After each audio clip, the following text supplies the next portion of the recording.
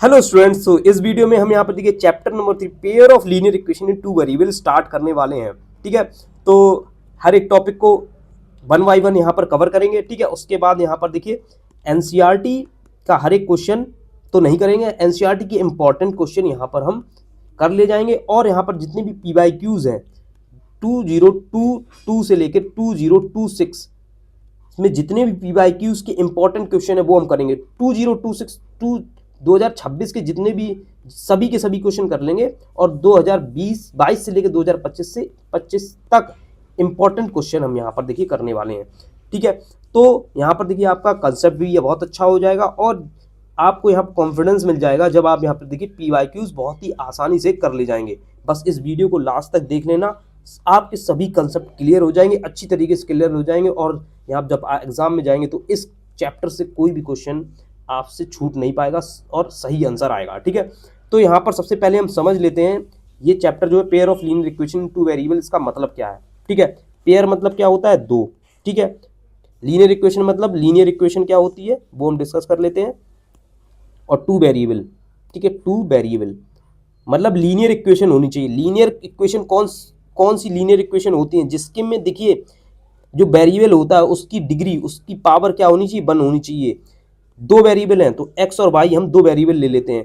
तो मैं फिर से कह रहा हूँ लीनियर इक्वेशन वो होती है जिसमें वेरिएबल की पावर, वेरिएबल की डिग्री क्या होनी चाहिए, 1 होनी चाहिए और इसमें दो वेरिएबल होने चाहिए। तो एक्स और वाई हम दो वेरिएबल ले लेते हैं। ठीक है, तो x plus y is equal to 0 equation हरदम क्या होती है जिसमें इक्वल टू साइन होता है। तो x plus y is equal to 0 ये एक लीनियर इक्वेशन हो गई। ठीक है, तो हम लीनियर इक्वेशन बनाना सीखेंगे। Suppose 2x plus 3y plus 4 is equal to 0, ये एक लीनियर इक्वेशन, क्योंकि यहाँ पर देखिए दो वेरिएबल है, linear equation in two variable है, दो वेरिएबल है और दोनों की पावर क्या है, 1 है। ठीक है, अगर मैं कहूँ एक और इक्वेशन बना लेते हैं 3x plus 4 is equal to 0, ये लीनियर इक्वेशन है। यस, ये लीनियर इक्वेशन है। क्या ये लीनियर इक्वेशन टू वेरिएबल है? नहीं, ये लीनियर इक्वेशन टू वेरिएबल नहीं है, क्योंकि यहाँ पे सिर्फ एक वेरिएबल है, दैट इज एक्स है। यहाँ पर क्या है, एक्स है। तो ये linear equation in two variable है, ये लीनियर इक्वेशन है but linear equation in one variable है। ठीक है, 2x square plus 3x plus 8 is equal to 0, ये क्या linear equation in two variable है? नहीं। आप देख सकते हैं यहाँ पर x की पावर क्या है, 2 है। तो ये तो यहाँ पर linear quadratic equation in one variable है, क्योंकि यहाँ पर देखिए x सेम वेरिएबल है। ठीक है, और जो x की पावर है वो 2 है, तो ये भी linear equation in two variable नहीं है। 2x plus 3y plus 8 is equal to 0, linear equation in two variable है। Yes, linear equation two variable, x और y की पावर 1 है। ठीक है, दोनों वेरिएबल हैं और यहाँ पर पावर भी 1 है। ठीक है, दोनों वेरिएबल की, ये एक लीनियर इक्वेशन है। x plus y is minus 3 is equal to 0, ये एक लीनियर इक्वेशन है। यहाँ पर दो वेरिएबल है x एंड y और दोनों की पावर 1 है और एक कांस्टेंट टर्म है। ठीक है, तो ये एक linear equation in two variable है। ठीक है, तो इस तरीके से आपने यहाँ पर समझ लिया होगा। अब मैं बात करता हूँ, यहाँ पर देखिए अगर हम जनरल बात करते हैं, general linear equation in two variable, तो आप बनाना जनरल इक्वेशन आप लिख सकते हैं। देखो x होना चाहिए प्लस y होना चाहिए और कांस्टेंट टर्म c होना चाहिए। ठीक है, इज इक्वल टू का साइन होना चाहिए और यहाँ पर 0 हम कर सकते हैं। तो general linear equation in two variable क्या होगी, ax plus by plus c is equal to 0, ये हो जाएगी। इससे इस जनरल इक्वेशन, जनरल क्यों कहते हैं, इस इक्वेशन से हम बहुत सारी लीनियर इक्वेशन टू वेरिएबल बना सकते हैं। फॉर एग्जांपल अगर मैंने a को 1 लिया, b को 2 लिया और c को 3 लिया, तो यहाँ पर देखिए कितना आ जाएगा, x plus 2y plus 3 is equal to 0, ये हमारी एक लीनियर इक्वेशन टू वेरिएबल बन गई। ठीक है, तो इसको जनरल इक्वेशन इसी तरीके से कहा जाता है, जहाँ पर देखिए a b c क्या होते हैं, रियल नंबर्स होते हैं। और ध्यान रखना a कॉमा b ये कभी भी 0 नहीं होंगे। ठीक है, a और b 0 नहीं होंगे। अगर a और b 0 हो जाएंगे तो ये 0 हो जाएगा, ये 0 हो जाएगा, तो क्या बचेगा, c इज इक्वल टू 0, जो कि पॉसिबल भी नहीं है। और ये linear equation in two variable, इसमें एक वेरिएबल बचा ही नहीं है, तो ये होगी कैसे। ठीक है, तो लीनियर इक्वेशन रहेगी नहीं, जब अस्तित्व ही खत्म हो जाएगा तो उसको हम क्या लीनियर इक्वेशन टू वेरिएबल कहेंगे? नहीं कहेंगे, ठीक है। तो ये जनरल इक्वेशन है। तो अब हमें linear pair of linear equation, दो ऐसी इक्वेशन एक साथ बनानी है, ठीक है, ठीक है। तो हम ए को A1 कर देंगे पहली इक्वेशन में, ठीक है, क्योंकि कांस्टेंट तो बदल सकते हैं, और बी को B1 कर देंगे और सी को क्या कर देंगे? C1 कर देंगे। तो ये हमारी एक equation linear equation in two variable बन जाएगी। अगर ए को हम A2 कर देंगे तो हमारी देखिए, और बी को B2 कर देंगे और सी को C2 कर देंगे, तो ये हमारी linear equation in two variable बन जाएगी। अगर दोनों को एक साथ लिखते हैं तो उसी को कहते हैं pair of linear equation in two variable, pair of linear equation in two variable. तो इस तरीके से हम pair of linear equation two variable यहाँ पर बना सकते हैं, ठीक है। तो आपको समझ में आ गया होगा लीनियर इक्वेशन टू वेरिएबल्स क्या होते हैं, जिसमें दो वेरिएबल हो, ठीक है, उनकी दोनों की पावर 1 होनी चाहिए और कांस्टेंट टर्म होना चाहिए। ये जनरल इक्वेशन है, बहुत इंपॉर्टेंट है, ठीक है। आई थिंक वो बहुत सारे मैंने एग्जाम्पल आपको बता दिए हैं। Suppose √2x plus √3y plus c is equal to 0 plus 6 लिख देते, ये पेयर ऑफ लीनियर इक्वेशन, ये लीनियर इक्वेशन टू वेरिएबल है, हाँ है, ठीक है। Similarly 3x plus y plus 8 is equal to 0, ये पेयर ऑफ, ये linear equation in two variable है, दोनों एक साथ लिखी जाए इसीलिए पेयर कहते हैं, ठीक है। लीनियर इक्वेशन टू वेरिएबल दोनों हैं। एक और हम लिख लेते हैं 6x minus y is equal to 0, ये भी है, यहाँ पर c 0 है तो कोई बात नहीं है, दोनों दो वेरिएबल हैं, दोनों की पावर 1 है, ठीक है। 8x minus 9y plus 6 is equal to 0, ये भी pair of linear equation two variable है, ओके। तो इस सो नेक्स्ट टॉपिक जो हम पढ़ने वाले हैं वो क्या है? Graphical method of solving a pair of linear equation. मतलब जो हमने pair of linear equation a1x plus b1y plus c1 is equal to 0, a2x plus b2y plus c2 is equal to 0, ठीक है। तो इनको हमें सॉल्व करना है, इन दोनों इक्वेशन को सॉल्व करना है। कैसे सॉल्व करेंगे वो हम बाद में बताएंगे, बट यहाँ पर देखिए ग्राफिकल मेथड हम सीखेंगे, इन दोनों इक्वेशन को सॉल्व करेंगे, ठीक है। तो मैं आपको ये बता देता हूं, हर एक लीनियर इक्वेशन टू वेरिएबल किसको रिप्रेजेंट करती है? एक स्ट्रेट लाइन को रिप्रेजेंट करती है। ये एक स्ट्रेट लाइन है, ये इक्वेशन है, ये भी एक स्ट्रेट लाइन को रिप्रेजेंट करेगी। ग्राफ पेपर में अगर हम ड्रॉ करेंगे तो सपोज इस तरीके से जो पहली लाइन आ जाएगी, सपोज इस तरीके से दूसरी लाइन आ जाएगी, ठीक है। या फिर इस तरीके से एक हमने बना ली, प्लॉट कर ली, पहली लाइन प्लॉट कर ली, दूसरी लाइन प्लॉट कर ली, ठीक है। तो पहली इक्वेशन प्लॉट कर ली, दूसरी इक्वेशन प्लॉट कर ली। ये प्लॉटिंग मैं आपको अभी आगे चैप्टर में बताऊंगा। अब यहाँ पर देखिए सॉल्यूशन का मतलब है, ये दोनों जिस पॉइंट पर इंटरसेक्ट कर रही हैं, ये line pair of straight line, वो ही क्या होता है? वो ही उनका सॉल्यूशन होता है, वो ही उनका सॉल्यूशन होता है, ठीक है। तो इन दोनों इक्वेशन को लाइन में रिप्रेजेंट करेंगे ग्राफ में, वो हम सीखेंगे। बट यहाँ पर ये सीख लेना, solving a pair of linear equation मतलब दोनों को हम ग्राफ में ड्रॉ करेंगे और जिस पॉइंट पे वो इंटरसेक्ट करेंगे वही उनका सॉल्यूशन होता है, और सॉल्यूशन हम फाइंड कर लेंगे, ठीक है। तो अभी थोड़ी देर में सीखते हैं, बस थोड़ा पेशेंस यहाँ पर बनाए रखिए, ठीक है। अब ग्राफ से सॉल्व करना, ये ध्यान रखना। अब देखिए consistent pair of linear equation and inconsistent pair of linear equation क्या होती है? Consistent pair of linear equation वो होती है जिनका सॉल्यूशन हो, एक फिर से बता रहा हूं, जिसका सॉल्यूशन हो, एक से ज्यादा सॉल्यूशन होना चाहिए। तो अगर मैंने ग्राफ बनाया और सपोज ग्राफ बनाया और दो लाइन एक पॉइंट पर इंटरसेक्ट करी, तो इसका एक सॉल्यूशन है, तो ये कंसिस्टेंट होगी, ये कंसिस्टेंट होगी, ठीक है।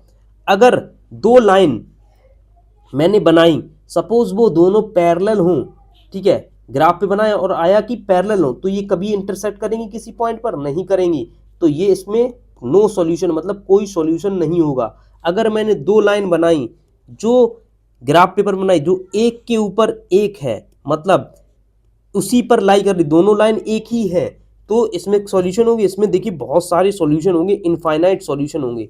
तो कंसिस्टेंट का मतलब क्या होता है? जिसका सॉल्यूशन हो, इसमें एक सॉल्यूशन है जहां एक पॉइंट पर, और इसमें बहुत सारे सॉल्यूशन है, तो ऐसी pair of linear equation consistent कहलाएंगी जिसमें एक से ज्यादा सॉल्यूशन हो, एक सॉल्यूशन या इनफाइनाइट सॉल्यूशन है। वो पेयर ऑफ लाइन इनकंसिस्टेंट कहलाएंगी जिसमें यहां पर देखिए कोई भी सॉल्यूशन ना हो, मतलब दोनों लाइंस कैसी हो? पैरेलल लाइंस हो। उन इक्वेशन से बनने वाली लाइन दोनों क्या हो? आपस में क्या कैसी हो, पैरेलल लाइंस हो, तो वो इनकंसिस्टेंट, उनका सॉल्यूशन क्या कहलाएगा, इनकंसिस्टेंट सॉल्यूशन होगा। वो लाइन इनकंसिस्टेंट कहलाएंगी, वो इक्वेशन क्या कहलाएंगी, इनकंसिस्टेंट कहलाएंगी। ठीक है, वो इक्वेशन, पेयर ऑफ इक्वेशन क्या कहलाएंगी, इनकंसिस्टेंट कहलाएंगी। ठीक है, तो समझ गए आप। अब हम बात कर लेते हैं, तो एग्जाम्पल लें, सपोज ये 2x plus 3y plus 6 is equal to 0 एक लाइन है, 2x plus 3y plus 6 is equal to 0 दूसरी लाइन है, तो ये दोनों एक ही लाइन है। तो इससे क्या होगा, इससे यहाँ पर देखिए ये दोनों लाइन एक ही होंगी, तो इसमें इनफाइनाइट सॉल्यूशन आ जाएंगे, इसमें इनफाइनाइट सॉल्यूशन आ जाएंगे। ओके, अब हम बात करते हैं जो हमने पढ़ा है, कंसिस्टेंट मतलब कम से कम सॉल्यूशन होना चाहिए, एक सॉल्यूशन हो या इनफाइनाइट सॉल्यूशन है। अगर इनफाइनाइट सॉल्यूशन हो रहे हैं, कॉमन सॉल्यूशन, तो उसको डिपेंडेंट भी बोलते हैं। क्या बोलते हैं, डिपेंडेंट, जो कि कंसिस्टेंट होता है। ठीक है, अगर आपसे कह दिया पेयर ऑफ लीनियर इक्वेशन ऐसे बताइए जो डिपेंडेंट हो, इसका मतलब दोनों सेम इक्वेशन होनी चाहिए, दोनों सेम इक्वेशन होनी चाहिए। ठीक है, तो वो डिपेंडेंट होगी। ठीक है, अब ये मैंने inconsistent pair of linear equation आपको बता दी जिसमें नो सॉल्यूशन होगा, मतलब दोनों लाइन पैरेलल होंगी। ओके, अगर हम उनको उन इक्वेशन से ग्राफ बनाएंगे तो दोनों लाइन पैरेलल होंगी। ओके, अब यहाँ पर देखिए जो मैंने आपको बताया, द लाइन में intersect in a single point, दो लाइन है वो एक पॉइंट पर इंटरसेक्ट करेंगे, तो इसमें वन सॉल्यूशन होगा। ठीक है, तो इसमें लिखा है यूनिक सॉल्यूशन, वन सॉल्यूशन उसका, और भी हम क्या कहते हैं, इसमें एक यूनिक सॉल्यूशन होगा। यूनिक मतलब वन, और एक ही अकेला एक यूनिक सॉल्यूशन होगा, सिंपल एक। ठीक है, दो लाइन क्या है, पैरेलल है, तो इसमें क्या होगा, इसमें कोई सॉल्यूशन नहीं होगा, तो यहाँ पर देखिए कोई भी सॉल्यूशन नहीं होगा। इनकंसिस्टेंट पेयर ऑफ, तो वो कंसिस्टेंट नहीं होंगी। दो लाइंस अगर हमने ग्राफ बनाया, दोनों लाइन एक दूसरे के ऊपर अगर लाई कर रही है, देखो मैंने एक ब्लू एक रेड बनाई है, तो यहाँ पर देखिए इनफाइनाइट सॉल्यूशन होंगे, ये भी कंसिस्टेंट होगा, और इनको क्या कह देंगे, डिपेंडेंट। ये दोनों इक्वेशन कैसी है, डिपेंडेंट है, क्योंकि इनफाइनाइट सॉल्यूशन है। ओके, तो यहाँ तक आपको समझ में आ गया होगा। ओके, अब नेक्स्ट यहाँ पर बात करते हैं, एक हमें क्वेश्चन गिवन है, consider the following three pairs of equation. यहाँ पर देखिए तीन पेयर ऑफ इक्वेशन है, एक ये है, ठीक है, इसमें दो इक्वेशन है, ये भी दो इक्वेशन है, यहाँ भी दो equation. On comparing the ratios a1 b1 c1 find out whether pair of linear equation consistent and inconsistent. तो ये क्वेश्चन तब सॉल्व होगा, ये एनसीईआरटी का क्वेश्चन तब सॉल्व होगा जब हम यहाँ पर देखिए एक मेथड पढ़ लेते हैं। ठीक है, कंसिस्टेंसी चेक करने के लिए। ठीक है, तब हम इस क्वेश्चन को सॉल्व कर पाएंगे। तो यहाँ पर देखिए ये ग्राफिकल आया ग्राफ से ही है, बट यहाँ पर देखिए हम एल्जेब्रिकली, अगर हमें दो इक्वेशन गिवन है, दो linear equation two variable given है, तो कैसे चेक करें बिना ग्राफ बनाए, क्योंकि अगर यहाँ पर देखिए ग्राफ बनाएंगे तो देखिए टाइम लगेगा, प्लॉटिंग करनी पड़ेगी, पॉइंट्स की लाइन बनाएंगे। ठीक है, फिर हम बता पाएंगे कि ये देखिए कंसिस्टेंट है या नहीं है, इनमें कोई सॉल्यूशन है या नहीं है, ये पैरेलल लाइंस बनेगी या इंटरसेक्टिंग लाइन बनेगी, ये हम विदाउट देखिए ग्राफ बना के ही पता कर सकते हैं। कैसे, तो हमें पता है, हमें ये मेथड पहले सीख लेते हैं, फिर उसके बाद हम यहाँ पर बताएंगे। हमें दो इक्वेशन गिवन है, ठीक है, उनको स्टैंडर्ड फॉर्म में लिख लेंगे। स्टैंडर्ड फॉर्म, स्टैंडर्ड जो हमने बताया है, ax plus B y plus C equal to 0, यही होती है लीनियर इक्वेशन टू वेरिएबल, यही स्टैंडर्ड फॉर्म होती है। मतलब अगर कांस्टेंट इक्वल टू के राइट हैंड साइड यहाँ पर 6 लिखा है, तो उसको लेफ्ट हैंड साइड ले जाएंगे। For example 2x plus 3y is equal to 6 है, ये स्टैंडर्ड फॉर्म में नहीं है, तो स्टैंडर्ड फॉर्म क्या है, 2x plus 3y minus 6 is equal to 0, ये स्टैंडर्ड फॉर्म है। ठीक है, तो कहने की बात है ax plus B y plus C is equal to 0 standard form में दोनों इक्वेशन को हम लिख लेंगे। ठीक है, अब a1 by a2, b1 by b2, c1 by c2 इनका रेशियो फाइंड करेंगे। तो सपोज यहाँ पर देखिए एग्जाम्पल भी दे लेता हूँ, 2x plus 3y plus 6 is equal to 0, 3x plus 2y plus 5 is equal to 0। ये देखिए मुझे दो इक्वेशन यहाँ पर गिवन है, इन दोनों इक्वेशन को मुझे बताना है कि कंसिस्टेंट है या इनकंसिस्टेंट है। ठीक है, कितने सॉल्यूशन है, एक सॉल्यूशन है या इनफाइनाइट सॉल्यूशन है या नो सॉल्यूशन है, ये बताना है। तो हमने देखिए स्टैंडर्ड फॉर्म में इसको लिख लिया। अब इनके रेशियोज, तो ये a1 होता है, ये a2 होता है, ये a1 होता है, ये a2 होता है, तो a1 बाई a2 कितना हो जाएगा, 2/3। यहाँ से देखिए b1 बाई b2 कितना हो जाएगा, b1 by b2। B1 B2 by के कोफिशिएंट हैं, ठीक है, ये कितना हो जाएगा 3/2 एंड C1/C2 कितना हो जाएगा, ये 6/5 ये C1/C2, ये यहाँ पर देखिए एक चीज और यहाँ पर माइनस ले लें ताकि आपको ये भी पता पड़ जाए कि माइनस भी ले सकते हैं, ठीक है, माइनस भी ले सकते हैं और यहाँ माइनस ले सकते हैं, ठीक है। तो A1/A2 2/3 B1/B2, तो माइनस के जो साइन है उसके साथ हमें लेना है, ठीक है, और C1/C2 6/-5 ये हम कैलकुलेट कर लेंगे, इन रेशियोज को क्या कर लेंगे, कैलकुलेट कर लेंगे।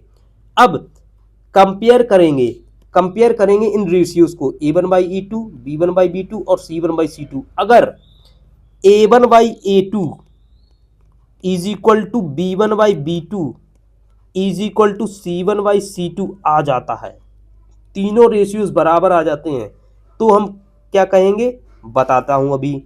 अगर A1/A2 is not equal to B1/B2, ठीक, ये आ जाता है, फिर क्या केस होगा ये भी मैं बताता हूं। अगर C1/C2 वो इक्वल हो या ना हो उससे मतलब नहीं है। अगर A1/A2 is equal to B1/B2 is not equal to C1/C2 आता है, नॉट इक्वल टू C1/C2, तब क्या होगा ये मैं अभी बताता हूं, ठीक है।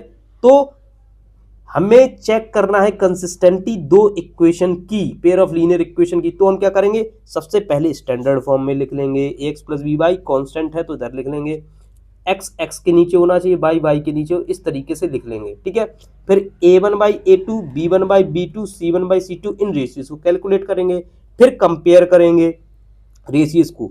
अगर A1/A2 तीनों रेशियो बराबर आ जाते हैं, तब देखिए मैं डिस्कस करता हूं, अगर तीनों रेशियो यहां पर क्या आ जाते हैं, बराबर आ जाते हैं, तो तीनों रेशियोज अगर बराबर आ जाते हैं तो वो देखिए कोइंसिडेंट लाइन है, मतलब जो एक केस बताइए एक लाइन दूसरी लाइन के ऊपर हो जाएगी, तो तब इनफाइनाइट कितने सॉल्यूशन होंगे, इनफाइनाइट सॉल्यूशन होंगे।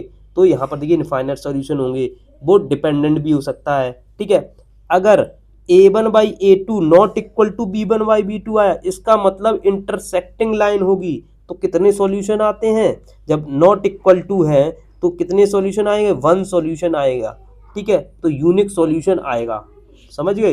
अगर A1/A2 is equal to B1/B2, फिर C1/C2 धोखा दे रहा है, वो नहीं, दोनों तो बराबर हो जा रहे हैं, धोखा दे रहे हैं, तो यहाँ पर देखिए धोखा दे देते हैं, दोस्त दूर दूर रहने लगते हैं, ठीक है।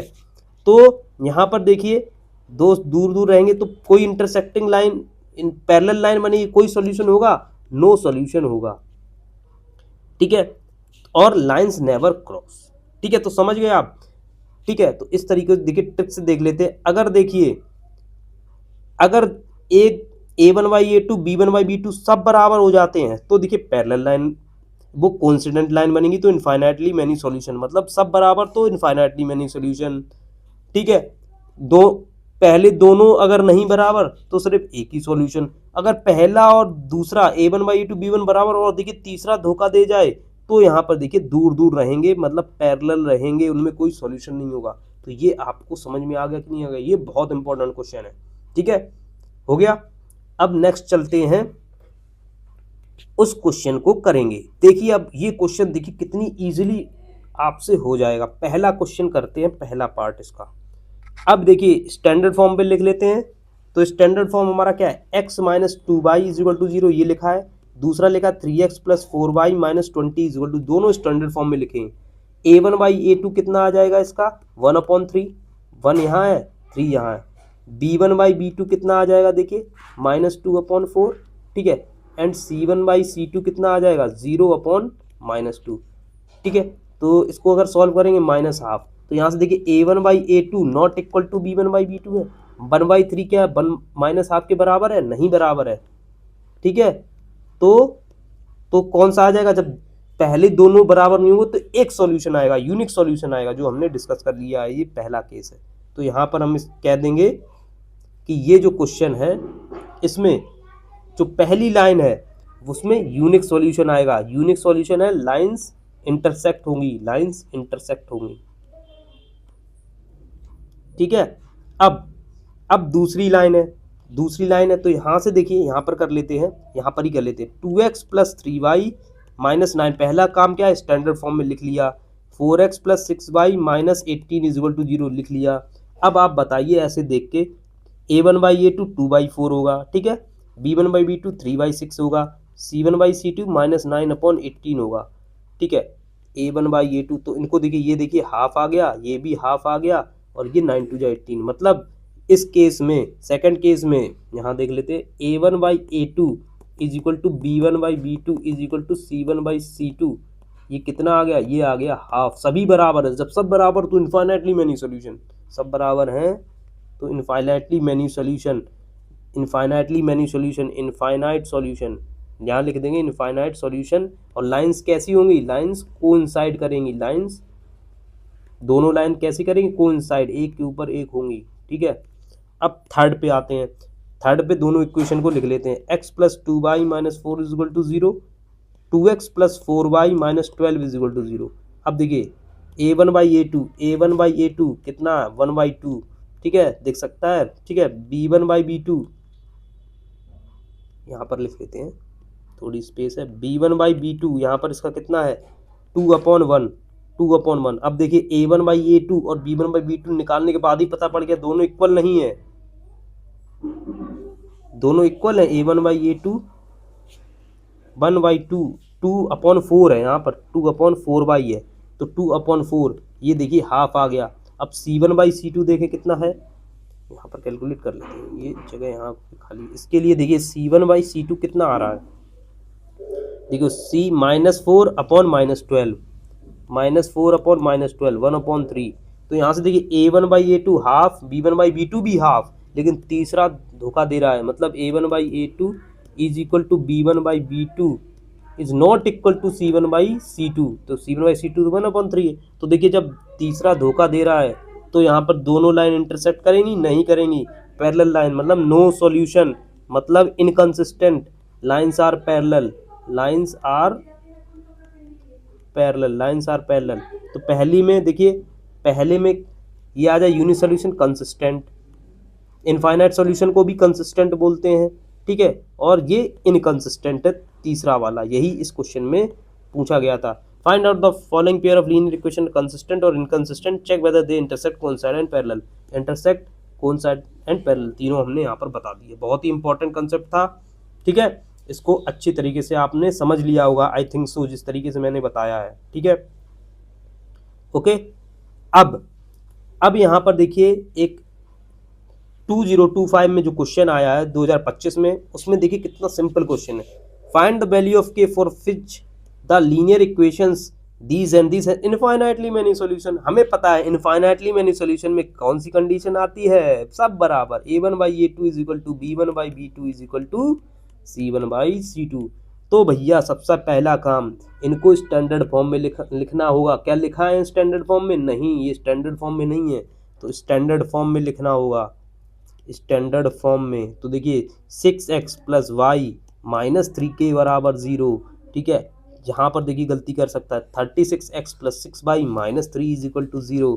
अब सब बराबर, मतलब a1/a2 कितना हो 6/36, ये a1/a2 हो गया, ठीक है, और b1/b2 कितना है 1/6, y का कोफिशिएंट 1 और यहाँ पर देखिए 6 है, एंड c1/c2 कितना है -3 के, c पूरा लेंगे साइन के साथ अपॉन -3। तो यहाँ से हम देख सकते हैं, यहाँ से देख सकते हैं, देखिए ये a1/a2 1/6 हो जाएगा, b1/a2 भी 1/6 है, ये तीनों बराबर होंगे तो ये कितना आएगा -3 कट जाएगा, k/1। तो देखिए k की वैल्यू कितनी आ गई, सीधी आ गई 1/6, यही पूछा था, k की वैल्यू क्या आ गई 1/6। तो देखिए कौन सा ऑप्शन, बी ऑप्शन यहाँ पर हमारा सही हो जाएगा, 1/6 k की वैल्यू पूछी थी। इनफाइनाइटली मैनी सॉल्यूशन है तो ये कंडीशन होती है, तीनों बराबर होते हैं रेशियोज, ठीक है, तीनों बराबर कर दिया और किसी एक को इक्वेट कर दो, k बराबर 1/6 आ जाएगा, कितना सिंपल था, ठीक है। अब नेक्स्ट एक और क्वेश्चन हम डिस्कस कर लेते हैं जो कि है असर्शन रीजन क्वेश्चन। तो पहला असर्शन क्या है, ये 2026 में आया था क्वेश्चन, देखिए तो सिस्टम में कितना सिंपल हो, सिस्टम में equation 3x - 5y + 7 is equal to 0 and 6 - 6x + 10y + 14 is equal to 0 is inconsistent, inconsistent, inconsistent. अब देखिए इनकंसिस्टेंट मैंने पढ़ाया है, इनकंसिस्टेंट सिर्फ एक में हुआ जहाँ सॉल्यूशन नहीं होता है, जहाँ सॉल्यूशन नहीं होता है मतलब पैरेलल होती है, मतलब तीसरा धोखा देता है, सॉल्यूशन नहीं मतलब धोखा देगा तभी सॉल्यूशन नहीं आता है, ठीक है, समझ गए। मतलब कंडीशन याद है, A1/A2 B1/B2 के बराबर, लेकिन C1/C2 धोखा दे देता है, ठीक है, ये आपको इतने में समझ में आना चाहिए। तो ये कह रहा है कि इनकंसिस्टेंट है, चेक कर लेते हैं। तो देखिए 3x - 5y + 7 = 0, स्टैंडर्ड फॉर्म में लिखिए, कोई दिक्कत नहीं है। ये भी -6x + 10y + 14, ये भी स्टैंडर्ड फॉर्म में लिखिए। A1/A2 यहाँ से कितना आएगा, A1/A2 आ गया 3/-6, B1/B2 दिख रहा है 3/-6, B1/B2 -5/10, -5/10 एंड C1/C2 कितना है 7/14, दैट ये 1/2 आ गया। ये कितना आ गया -½ ये कितना आ गया -½ तो यहाँ से देखिए A1/A2 -½ है, B1/B2 भी -½ है, और C1/C2 कितना है, C1/C2 ½ है। तो देखिए यहाँ से A1/A2 और B1/B2 बराबर है, तो A1/A2 = B1/B2। क्या C1/C2 बराबर है, नहीं, C1/C2 यहाँ पे देखिए +½ है, ठीक है, is not equal to C1/C2। तो पहले साथ दिया, तीसरे ने कांस्टेंट ने धोखा दिया, तो यहाँ पे इनकंसिस्टेंट है, मतलब जो हमारा असर्शन है वो एकदम करेक्ट है। रीजन पढ़ते हैं। When two linear equation don't have unique solution, they always represent parallel line. When two linear equation don't have unique solution, उसमें unique solution नहीं है, मतलब parallel हो, unique don't have unique solution, parallel हो या फिर कोई they represent parallel line, मतलब unique solution ना हो, कोई unique solution ना हो, तो और पैरेलल लाइन में तो देखिए कोई भी सॉल्यूशन होता नहीं है, पैरेलल लाइन में कोई भी सॉल्यूशन नहीं है। They always represent a parallel, don't have a unique solution. अगर यूनिक सॉल्यूशन नहीं है तो पैरेलल लाइन रिप्रेजेंट करेंगे, यूनिक सॉल्यूशन नहीं है तो देखिए पैरेलल जो कोइंसिडेंट लाइन है उसमें तो इनफाइनाइट सॉल्यूशन होते हैं, तो इनफाइनाइट सॉल्यूशन होते हैं, तो मतलब पैरेलल लाइन थोड़ी नहीं करेंगे, यूनिक सॉल्यूशन नहीं, तो यहाँ कोइंसिडेंट लाइन भी तो हो सकता है, क्योंकि यहाँ पर देखिए कोइंसिडेंट लाइन को भी तो रिप्रेजेंट करना, यूनिक नहीं है, इनफाइनाइट सॉल्यूशन तो कोइंसिडेंट लाइन को रिप्रेजेंट भी कर सकता है और पैरेलल लाइन को भी रिप्रेजेंट कर सकता है, ठीक है। तो यहाँ पर ये रीजन गलत है, वो कह रहा है ऑलवेज रिप्रेजेंट पैरेलल कोइंसिडेंट। अगर एक सॉल्यूशन है तो, अगर एक सॉल्यूशन नहीं है तो एक से ज़्यादा सॉल्यूशन है तो पैरेलल कोइंसिडेंट लाइन को भी रिप्रेजेंट कर सकता है यहाँ पर। तो यहाँ से देखिए असर्शन सही है, रीजन गलत है, असर्शन सही है, रीजन गलत है, मतलब सी ऑप्शन यहाँ पर आपका आंसर हो जाएगा, ठीक है, ओके। आई थिंक फिर से एक बार समझा देता हूँ। यहाँ पर ये जो सेंटेंस है ये कह रहा है when two linear equation don't have unique solution, मतलब उसका एक सॉल्यूशन नहीं होगा, ठीक है। तो दो केस हो सकते हैं, या फिर इनफाइनाइट सॉल्यूशन हो या फिर एक भी सॉल्यूशन ना हो।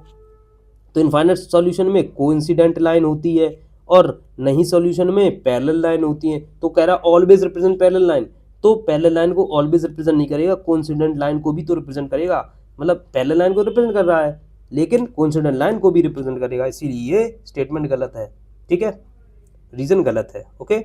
अब हम देखिए ग्राफिकल मेथड, यहाँ पर प्योर ग्राफिकल मेथड यूज करने वाले हैं, किसके लिए, सॉल्व करने के लिए, जब हमें दो इक्वेशन गिवन है। तो हमें यहाँ पर देखिए दो इक्वेशन गिवन है, इनको हमें ग्राफ की मदद से सॉल्व करना है। तो कैसे करना है वो हम बताते हैं। तो हमारे यहाँ पर देखिए दो इक्वेशन है, ठीक। अब इन दो इक्वेशन को, जो कि स्टैंडर्ड फॉर्म में नहीं है, आप स्टैंडर्ड फॉर्म में बना सकते हैं, ठीक है, लेकिन यहाँ पर स्टैंडर्ड फॉर्म बनाने की जरूरत नहीं, क्योंकि हम ग्राफिकल मेथड अप्लाई करने वाले हैं, ठीक है। तो एज इट इज यहाँ पर लिखी रहेंगी, ओके। अब हमें क्या करना है, इनको हमें पता है हर एक इक्वेशन किसको रिप्रेजेंट करती है, एक स्ट्रेट लाइन को। तो अगर हम पहली इक्वेशन का अगर प्लॉट करेंगे ग्राफ पेपर में, सपोज ये लाइन बन गई, दूसरी इक्वेशन को प्लॉट करेंगे, सपोज ये लाइन बन गई, ये एक पॉइंट पर अगर कट कर रहे हैं दोनों लाइन, तो हम कह देंगे इसमें वन सॉल्यूशन है, यूनिक सॉल्यूशन है। सिमिलरली अगर हमने बनाया, पहली लाइन बनाई प्लॉट करके, दूसरी लाइन बनाई, अगर दोनों पैरेलल होंगे तो कितना सॉल्यूशन होगा, नो सॉल्यूशन होगा। अगर हमने ग्राफ पेपर पर पहली लाइन प्लॉट की और दूसरी लाइन प्लॉट की, दोनों लाइन एक के ऊपर एक ही आ गई, तो कितने सॉल्यूशन होंगे, इनफाइनाइट सॉल्यूशन होंगे, और ये डिपेंडेंट भी बोला जाएगा इसको, डिपेंडेंट दोनों इक्वेशन कैसी डिपेंडेंट है, इनफाइनाइट सॉल्यूशन है, कंसिस्टेंट भी बोला जाएगा। इस तरीके से हम यहाँ पर बता देंगे। नो सॉल्यूशन मतलब इनकंसिस्टेंट बता लेंगे, बट हमें यहाँ पर ग्राफ प्लॉट करना पड़ेगा। तो ग्राफ कैसे प्लॉट करते हैं वो मैं यहाँ पर बता देता हूँ, ठीक। तो ये तो मैं आपको समझा ही चुका हूँ। अब यहाँ पर देखिए क्या करेंगे, सबसे पहले हमें पहली लाइन को प्लॉट करना होगा, पहली इक्वेशन को प्लॉट करना है। तो उसका मेथड क्या होता है, मेथड यहाँ पर बता देते हैं। सबसे पहले हम क्या करेंगे, इस इक्वेशन को लिखेंगे, ठीक है, और एक हम बॉक्स बनाएंगे जिसमें हम यहाँ पर देखिए दो इस तरीके से मानो यहाँ लिखेंगे x, यहाँ लिखेंगे y इज इक्वल टू क्या लिखेंगे। अब देखिए इस इक्वेशन को हमें बाय x को y की टर्म में रिप्रेजेंट करना है, मतलब y हमें निकालना होगा। तो y कैसे निकालेंगे, हमें कुछ वैल्यू पता नहीं है, बस यहाँ इसको इधर भेज देते हैं, 6 माइनस x अपॉन ये आ जाएगा 3, ठीक है। तो हमने यहाँ पर रिप्रेजेंट कर लिया x in terms of y, ठीक है। इसको यहाँ पर लिख लेंगे, क्यों लिख रहे हैं ये सब, ये मैं अभी बता देंगे। अब देखिए हमें x की वो वैल्यू सोचनी है जिससे y क्या आ जाए, एक इंटीजर आ जाए, क्या आ जाए, इंटीजर आ जाए, फ्रैक्शन नहीं आना चाहिए, ध्यान रखना, फ्रैक्शन नहीं आना चाहिए, इंटीजर आना चाहिए, पॉजिटिव होना चाहिए या फिर नेगेटिव हो जाए, बट फ्रैक्शन नहीं आना। क्यों, क्योंकि ग्राफ में इंटीजर प्लॉट करना आसान होता है, फ्रैक्शन प्लॉट करना आसान नहीं होता है, ठीक है। तो हमने सबसे सिंपल x मान लिया 0, अगर हमने 0 डाला यहाँ पर, ठीक है, 0 डाला x की जगह, तो y कितना आएगा, 6 माइनस 0/3 2 आ गया। तो ये 2 हम ले सकते हैं। तो हमने x 0 लिया, y की वैल्यू कितनी आई 2, ये हमने यहाँ पर लिख लिया। अब हम यहाँ पर देखिए y की वैल्यू 0 डालते हैं, क्या हमें x भी इंटीजर मिल रहा है, तो हमने y 0 डाला, 0 is equal to 6 minus x upon 3, ये देखो 0 हो जाएगा, तो x इज इक्वल टू 6 यहाँ पर हमें मिल जाएगा। तो हमने देखिए y 0 डाला और x की वैल्यू 6 आई, हम y 0 और x 0 किसी को भी डाल सकते हैं, ठीक है। एक और पॉइंट यहाँ पर ले लेते हैं, सपोज हमने x इज इक्वल टू 1 लिया, देख लेते हैं, पुट करके देख लेते हैं, x इज इक्वल टू 1 लिया, तो यहाँ देखिए y की वैल्यू कितनी आ गई, 6 माइनस 1/3 5/3। अब देखिए हम x इज इक्वल टू 1 नहीं ले सकते क्योंकि y की वैल्यू देखिए फ्रैक्शन में आ रही है, ठीक है। तो इस तरीके से x इज इक्वल टू, इस तरीके से हम चेक करेंगे, जहां पर हमें वो वैल्यू इंटीजर मिल जाएगी y और x की, वो हम यहाँ पर ले सकते हैं, ठीक है। तो यहाँ पर 2 ही पॉइंट लेते हैं। अब इन 2 पॉइंट को लेके अब हमें कोऑर्डिनेट्स क्या मिल गए, एक पॉइंट का कोऑर्डिनेट सपोज a है, इसका कोऑर्डिनेट x कोऑर्डिनेट और y कोऑर्डिनेट, ये कोऑर्डिनेट लिखेंगे, x इक्वल टू 0 डाला, क्या मिला by 2, तो हमें एक पॉइंट मिल गया। दूसरा पॉइंट मिल गया, सपोज b मिल गया, x इक्वल टू हमने 6 डाला, ये देखो 6 डाला, क्या मिला 0, या फिर ठीक है 6,0, 2 पॉइंट मिल गए, ठीक है। सिमिलरली अब हम इस तरीके से लिखेंगे, ये सब जो हमने कैलकुलेशन किया है ये सब नहीं लिखेंगे, ये रफ में करना है, इतना लिख दिया, ठीक है। 2 पॉइंट मिल गए, ये भी हमें नहीं लिखना, ये तो समझने के लिए थी।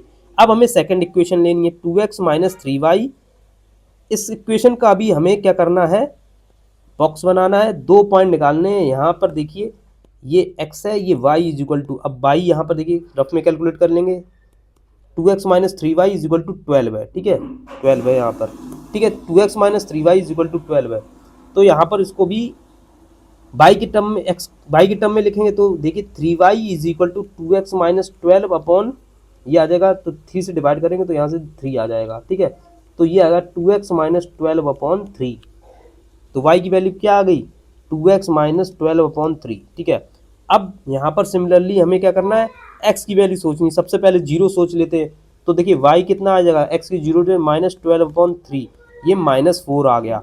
तो देखिए -4 है तो ये तो सही है, बस फ्रैक्शन में, डेसिमल में नहीं आना चाहिए, फ्रैक्शन में, ठीक है। x इक्वल टू -4, अगर मैं y इक्वल टू 0 डालता हूँ, 0 इक्वल टू 2x माइनस 12, और ये तो 3 तो उधर चला के 0 हो जाएगा, तो 2x equal to 12, x equal to 6। तो ये यहाँ पर हमें मिल गया, अगर हमने y 0 डाला तो x 6 मिल गया, ठीक है। तो 2 पॉइंट सफिशिएंट होते हैं। हम x इक्वल टू 1 यहाँ पर x इक्वल टू 4 डालते हैं, x इक्वल टू 4 डालते हैं, ठीक है। तो y की वैल्यू देखिए कितना, 4 2 8 माइनस 12 अपॉन 3, ये कितने का -4 अपॉन 3, तो ये फ्रैक्शन आ गया, ये वैल्यू नहीं डाल सकते, x इक्वल टू 4 नहीं ले सकते। इस तरीके से देखिए हमने इसके भी, इस लाइन के भी 2 पॉइंट निकाल लिए। सपोज यहाँ पर c पॉइंट निकाल लिया, जो 0, -4 x कोऑर्डिनेट फिर y कोऑर्डिनेट, ठीक है। और ये डी पॉइंट है, यहाँ पर देखिए एक्स कोऑर्डिनेट 6 है, वाई कोऑर्डिनेट 0, ये हमने यहाँ पर फाइंड कर लिए। अब हमें ग्राफ पेपर मिला होगा, ग्राफ पेपर में प्लॉट हो। पहली लाइन के जो दो पॉइंट्स है वो क्या है 0,2 और 6,0। तो देखिए फर्स्ट लाइन का ए 0,2 और बी 6,0 ये प्लॉट कर लिया, और दूसरे पॉइंट जो दूसरी लाइन के पॉइंट हैं 0,-4 और डी 6,0, ठीक है 6,0। अब इसको प्लॉट कर लेते हैं, ठीक है प्लॉट कर लेते हैं। तो प्लॉट करने के लिए यहाँ पर देखिए सबसे पहले हम क्या करते हैं, ये आ गया, यहाँ पर हम एक्स और वाई एक्सिस यहाँ पर ड्रॉ कर लेते हैं। क्या कर लेते हैं, एक्स ये हमारी क्या होती है, ये वाई एक्सिस होती है, ठीक है ये हमारी होती है वाई एक्सिस, और एक्स एक्सिस यहाँ पर ड्रॉ कर लेते हैं, ठीक है इसको हमने कर लिया। ये आ गया हमारा वेट वाई, ये वाई डैश, ये एक्स और ये एक्स डैश, ये ओरिजिन होता है। अब हमें पहले जो पहली लाइन के दो पॉइंट्स है वो 0,2 है, तो ये होता है 1, ये 2, ये 3, ये पता है आपको, ये -1, ये -2, ठीक है -3, ओके ठीक है। अब यहाँ पर देखिए पहला पॉइंट ए 0,2 है, 0,2 कहाँ पे होगा 0, और ये 1 ये 2 होगा, 0,2 यहाँ पे होगा, ठीक तो ये ए पॉइंट आ गया। अब बी पॉइंट देखते हैं 6,0, तो यहाँ पर देखिए 6 कहाँ होता है, 6 यहाँ, 5 यहाँ आएगा, 6 यहाँ पर एक्स कोऑर्डिनेट पे जाएंगे पहले 6 पे, और ये देखिए 6,0 यही होता है, क्योंकि वाई कोऑर्डिनेट एक्स एक्सिस पर वाई कोऑर्डिनेट 0 होता है, तो ये 6,0 होता है।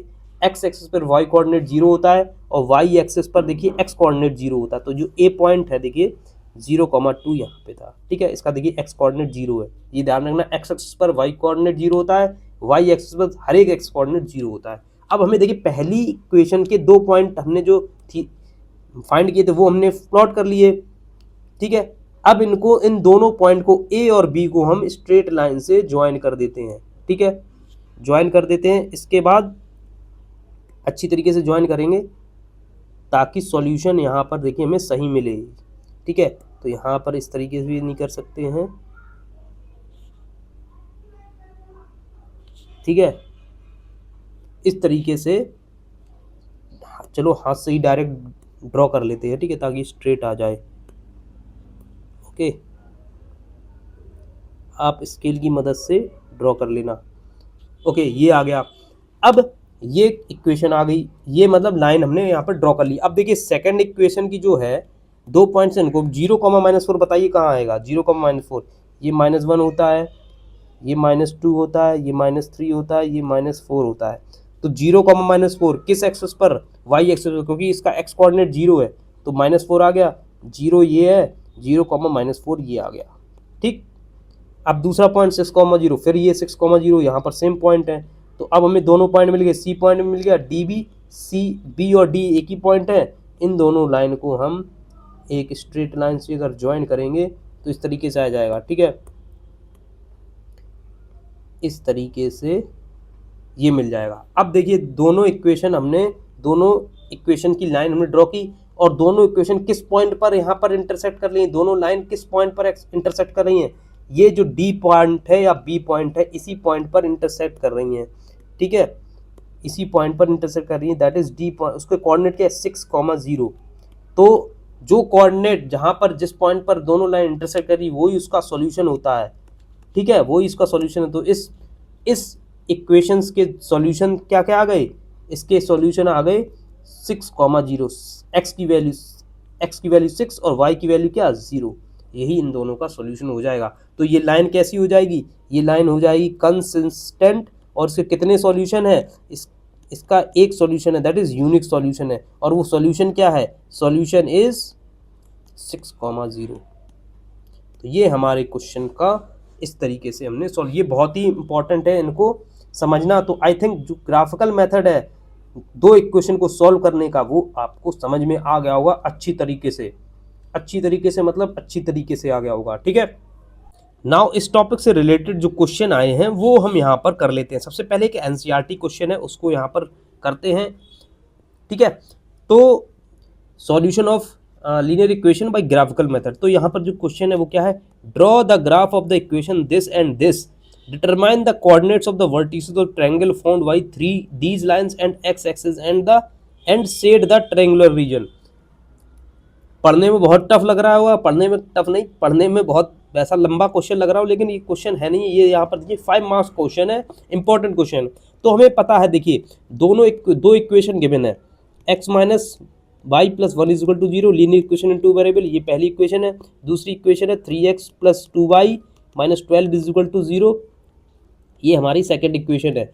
हमें एक्स एक्सिस और इस इक्वेशन से एक लाइन बनेगी, इस इक्वेशन में एक लाइन बनेगी, एक एक्स एक्सिस से लाइन बनेगी, तो क्या बनेगा, एक ट्रायंगल बन जाएगा। क्योंकि हमें पता है तीन लाइन अगर इंटरसेक्ट करती हैं, ठीक है, 3 लाइन से एक ट्रायंगल बनता है, 3 लाइन से, ठीक है। तो एक्स एक्सिस उन्होंने एक एक्स्ट्रा लाइन दे दी है, हमें इन तीनों पॉइंट के जहां पर ये ट्रायंगल बन रहा है उसके कोऑर्डिनेट फाइंड करने हैं। सिंपल है, इसका मतलब हमें ये दोनों लाइन आपस में इंटरसेक्ट कर रही हैं, ये दोनों लाइन एक्स एक्सिस से इंटरसेक्ट कर रही होंगी, ठीक है, तभी तो बन पाएगा। ओके, अब हम यहाँ पर देखिए अपना मेथड यहाँ पर लगाते हैं, ग्राफिकल मेथड। तो हमें यहाँ पर देखिए सबसे पहले पहली लाइन प्लॉट करनी होगी, दूसरी लाइन प्लॉट करनी होगी, और एक्स एक्सिस तो ऑलरेडी गिवन होता है। तो यहाँ पर देखिए पहली लाइन के हमें दो कोऑर्डिनेट्स फाइंड करने पड़ेंगे। तो हम क्या करते हैं, पहला स्टेप, पहली लाइन लेंगे, बॉक्स बनाएंगे, ठीक है, यहाँ एक्स एक्सिस लिखेंगे, यहाँ पर देखिए रफ में लिख लेंगे, ये is equal to x minus y plus one is equal to zero, 3x plus 2y minus 12 is equal to zero.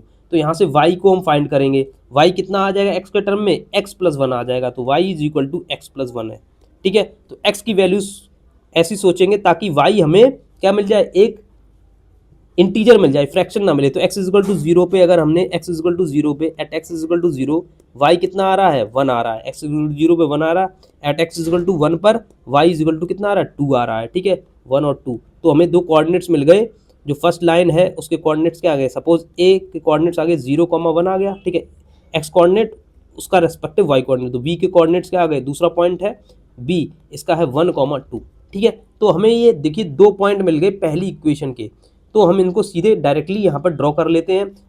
तो ये हमारा देखिए ऑरिजिन हो गया। अब 0,1 कहाँ होता है, 0,1 इसका x कोऑर्डिनेट 0 है, मतलब y एक्सिस पर होगा, ठीक है, मतलब y एक्सिस पर होगा। ओके, तो यहाँ पर देख लेते हैं y एक्सिस, ठीक है, यहाँ पर ये ग्राफ थोड़ा अजीब है, यहाँ पर बना लेते हैं, ठीक है। तो ये कितना है, ये 0 है, x इज इक्वल टू ये कितना आ गया है, देखिए a कोऑर्डिनेट्स क्या है, 0,1 है, 0,1 है, ठीक है, ये 0,0, 0,1 कहाँ पे आएगा, 0,1 यहाँ पर आएगा, ठीक है, ये आ गया a 0,1, क्योंकि इसका x कोऑर्डिनेट 0 है तो y एक्स पर लाई करेगा और ये 1 होता है, ठीक है। पहले हम यहाँ पर देखिए -1 -2 -3 -4 इस तरीके से कर लेंगे, ये x एक्सिस है ये, ठीक है, ये y डैश है, ये y एक्सिस है, ये y है, यहाँ पर 1 आएगा, ये 2 आएगा, ये 3 आएगा, ये 4 आएगा, ठीक है, ये -1 आएगा, ये -2 आएगा, ये -3 आएगा, ठीक है, हर एक यूनिट पर इस तरीके से हो जाएगा, ठीक है। और दूसरा कोऑर्डिनेट क्या है, दूसरा कोऑर्डिनेट हमारा है 1,2, तो 1,2 सबसे पहले x कोऑर्डिनेट 1 और 2 देखिए हम y एक्सिस पर 2 यूनिट चलेंगे, तो 1 2 यहाँ पर आएगा, तो ये 2 होता है, ये 3 ये 4, ठीक है। तो पहले x एक्सिस से 1 पर गए और उसके रेस्पेक्टिव, तो ये 1,2 यहाँ पर है, तो मतलब ये दोनों पॉइंट, ये हमारा पॉइंट B है, तो इन दोनों से ज्वाइन होने वाली लाइन हम यहाँ पर बना देंगे, इन दोनों पॉइंट से, इन दोनों कोऑर्डिनेट से, ठीक है। ये एक स्ट्रेट लाइन हमें मिल गई। अब देखिए दूसरी इक्वेशन है, ठीक है, वो क्या है, 3x plus 2y minus 12 is equal to 0। तो यहाँ पर हम लिख लेते हैं 3x plus 2y minus 12 is equal to 3x plus 2y minus 12 is equal to 0। तो इसके भी दो पॉइंट्स हमें चाहिए होंगे, तो टेबल बना लेंगे, ठीक है। यहाँ लिखेंगे x, यहाँ लिखेंगे y, और x को y के टर्म में, तो y निकालना होगा, 2y इज इक्वल टू कितना आएगा, -3x प्लस 12 अपॉन, ठीक है, तो y is equal to 3x minus 3x plus 12 upon 2। तो सबसे पहले हम क्या करेंगे, x इज इक्वल टू 0, तो at x is equal to 0 हमें y कितना मिल गया, y यहाँ पर देखिए यहाँ 0 पुट करेंगे, तो 0 12/2 दैट इज इक्वल टू 6 मिल गया, ठीक है। तो एक x इज इक्वल टू 0 पर y इज इक्वल टू 6 आ गया। अगर हम y इज इक्वल टू 0 लिखेंगे, y इज इक्वल टू 0 पे x कितना आएगा, तो ये 0 is equal to -3x plus 12 upon 2, तो यहाँ पर -3x इज इक्वल टू ये 0 हो जाएगा, -12 तो x इज इक्वल टू 4 आ जाएगा। तो मतलब x इज इक्वल टू 4 पर y कितना, y इज इक्वल टू 0 मिला, x इज इक्वल टू 4 पर y इज इक्वल टू 0 मिला। तो यहाँ से देखिए हम, तो कोऑर्डिनेट्स हमारे ये सपोज सी कोऑर्डिनेट ले लेते हैं 0,6 और डी कितना आएगा 4,0, एक्स कोऑर्डिनेट वाई कोऑर्डिनेट 0,6, सी 0,6 मतलब एक्स 0 है और वाई 6 है। तो यहाँ पर देखिए 5, ये 5 आएगा और यहाँ पर देखिए लास्ट में ये 6 आएगा। ठीक है, तो ये हमारा 0,6 हो गया। ठीक है, सबसे ऊपर। अब यहाँ पर 4,0 वाई कोऑर्डिनेट 0 है तो कहाँ पर आएगा 4 वाई कोऑर्डिनेट 0 है तो 4,0 मतलब 4,0 ये आ जाएगा, 4,0 ये हमारा डी पॉइंट आ जाएगा, ये हमारा सी पॉइंट आ जाएगा। जब सी और डी हमें मिल गए तो इस इक्वेशन को का स्ट्रेट लाइन कैसे हम ज्वाइन करेंगे, इन दोनों को हम ज्वाइन कर देते हैं। सी सॉरी ये नहीं बनेगा,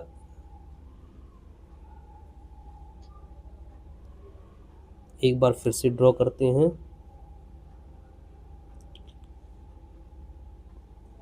ये थोड़ी इधर जा रही है लाइन, बट यहाँ पर चलो रफली ड्रॉ कर लेते हैं तो हमें लगभग अंदाज़ा मिल जाएगा। ठीक है, एक बार और स्केल है यहाँ पर, स्केल नहीं है, नहीं तो मैं ड्रॉ कर लेता। चलो ये लाइन बन गई। ठीक है, अब यहाँ पर हम क्या करते हैं, अब ये हमें मिल गया। अब देखिए ये दोनों किस पॉइंट पर इंटरसेक्ट कर रही हैं, ये देखिए ये कोऑर्डिनेट क्या होगा, एक्स कोऑर्डिनेट देखिए 2 है और वाई कोऑर्डिनेट क्या 3 है, ये हमें 2,3 मिल गया। अब देखिए ये यहाँ पर इंटरसेक्ट करते हो ये हमारी एक्स एक्सिस है, ये हमारी कौन सी है मैं शो कर रहा हूँ, ये हमारी एक्स एक्सिस है। ये एक लाइन हमने बनाई, ये पहली इक्वेशन की लाइन है, ये हमने दूसरी लाइन बनाई और ये एक्स एक्सिस है। तो इन तीनों लाइन जब इंटरसेक्ट कर रही हैं तो जो हमारा जो रीजन आ रहा है, वो यही तो आ रहा है। ये रीजन क्या हो रहा है, ये रीजन क्या बना रहा है, एक ट्रायंगल बना रहा है। अब ट्रायंगल के हमें वर्टिसेस के कोऑर्डिनेट फाइंड करने हैं, तो एक वर्टिसेस ए मान लेंगे, उसका तो 2,3 आ गया। बी, ये बी मान लेंगे और इसको हम मान लेंगे सी। तो देखिए बी के कोऑर्डिनेट्स क्या है -1,0, ठीक है, और सी के कोऑर्डिनेट क्या है, सी के कोऑर्डिनेट क्या है, ये है सी, तो इसके कोऑर्डिनेट्स क्या है 4,0। तो हमारे जो ए बी और ट्रायंगल ए बी सी जो फॉर्म्ड हो रहा है, triangle A B C is formed, उसके कोऑर्डिनेट्स क्या हैं, ए के कोऑर्डिनेट्स हैं 2,3, बी के कोऑर्डिनेट्स हैं -1,0 एंड सी के कोऑर्डिनेट्स हैं क्या है 4,0। ये हमें क्वेश्चन में पूछा था। Let's read, determine the coordinates of the vertices of triangle found by these lines and the x axis and straight the triangular region. ठीक है, तो हमने इसके कोऑर्डिनेट्स फाइंड कर लिए और ट्रायंगुलर रीजन स्ट्रेट कर लिया, यहाँ पे स्ट्रेट लाइन बना लेना। ठीक है, तो ट्रायंगल हमें ए बी सी यहाँ पर मिल गया। ठीक है, सिंपल था क्वेश्चन काफ़ी। अब नेक्स्ट क्वेश्चन यहाँ पर हम करते हैं। नेक्स्ट क्वेश्चन देखिए 2026 में क्वेश्चन जो आया है, ये भी देखिए हमें इसको करना है, ग्राफिकली सॉल्व करना है। ग्राफिकली सॉल्व करना है तो इसी तरीके से करेंगे, सिंपल है, एज सिंपल एज दैट। तो यहाँ पर देखिए हमें ये इंपॉर्टेंट 5 मार्क का इसलिए है, देखिए यहाँ पर हमें फॉर्म करनी पड़ेगी इक्वेशन, हमें डायरेक्टली इक्वेशन नहीं गिवन है, जो हमने यहाँ पर पहले हमें डायरेक्टली इक्वेशन गिवन है, यहाँ फॉर्म करनी पड़ेगी।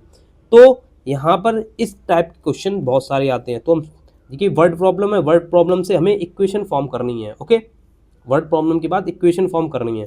तो यहाँ से देखिए क्वेश्चन रीड करते हैं। Aarush bought 2 pencils and 3 chocolate for ₹11। 11 rupees total है, तो इक्वल टू साइन के बाद आएगा। 2 पेंसिल और 3 चॉकलेट 11 रुपये में खरीदी। तनिष एक लड़का है जिसने 1 पेंसिल और 2 चॉकलेट 7 रुपये की खरीदी सेम शॉप पर।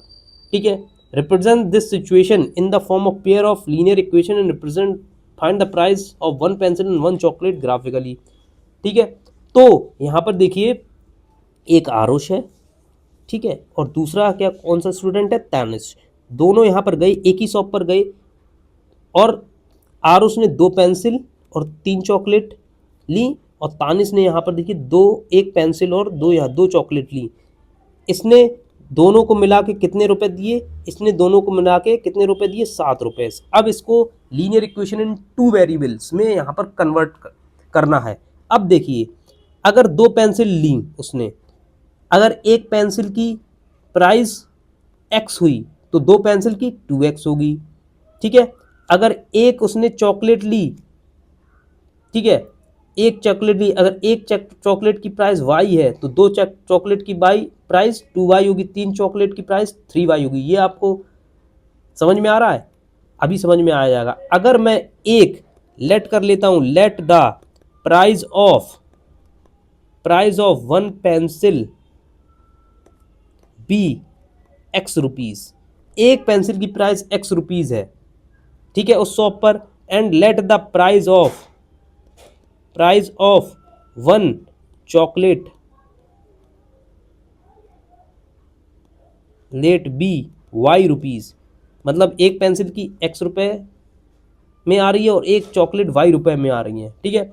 अब आरुष ने कितनी, दो पेंसिल खरीदी थी, तो टोटल प्राइस दो पेंसिल की कितना हो गया, 2 इंटू एक्स, ठीक है, ठीक है। और तीन चॉकलेट ली तो तीन चॉकलेट की प्राइस कितनी होगी, 3 इंटू वाई, एक चॉकलेट की वाई है तो तीन ली है तो 3y, और उनका टोटल कितना हुआ 11, मतलब 2x प्लस 3y, ये पैसे, ये रुपए वो किसके बराबर होंगे, 11 रुपीज़ के बराबर होंगे। ये समझ में आ गए। ये पहली इक्वेशन किसकी आ गई, आरुष के लिए आ गई, ठीक है, linear equation two variable. Similarly आप दूसरी इक्वेशन भी फॉर्म कर सकते हैं। तनिष्क ने देखिए एक पेंसिल ली, एक पेंसिल की प्राइस कितनी है, x रुपीज़, ठीक है, तो वो तो x आ गया। अब दो चॉकलेट ली हैं, दो चॉकलेट की प्राइस, एक चॉकलेट की प्राइस y है तो दो चॉकलेट की कितनी होगी, 2y, और टोटल इसने कितने रुपए दिए, 7 रुपीज़ दिए, मतलब x plus 2y is equal to 7, जो हमारी सेकंड इक्वेशन हो जाएगी, जो कि किसकी थी, तानिश की थी।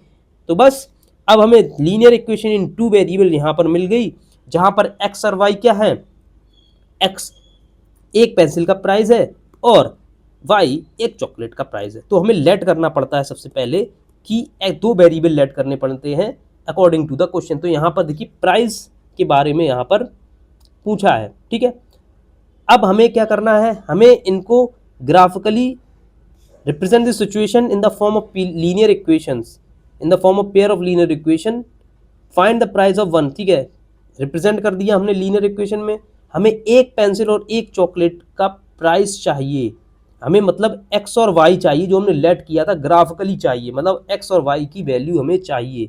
मतलब जब हम इन दोनों लाइंस को, इसको ड्रॉ, इस इक्वेशन से एक लाइन ड्रॉ करेंगे, इस इक्वेशन से एक लाइन ड्रॉ करेंगे, जहां ये इंटरसेक्ट होंगे वहां पर ही x और y की जो वैल्यू होगी, ठीक है, x और y की वैल्यू होगी, वो ही हो जाएगी क्या, वो ही हो जाएगी इंटरसेक्टिंग पॉइंट, जहां पर दोनों यहाँ पर सेटिस्फाई करेंगे, जहां पर उसकी एक पेंसिल की प्राइस और y एक चॉकलेट की प्राइस x और y मिल जाएगा। अब हम इनको यहाँ पर क्या करते हैं, इसको यहाँ पर ड्रॉ करते हैं। तो सबसे पहली इक्वेशन क्या है, 2x plus 3y is equal to 11, method same रहने वाला है।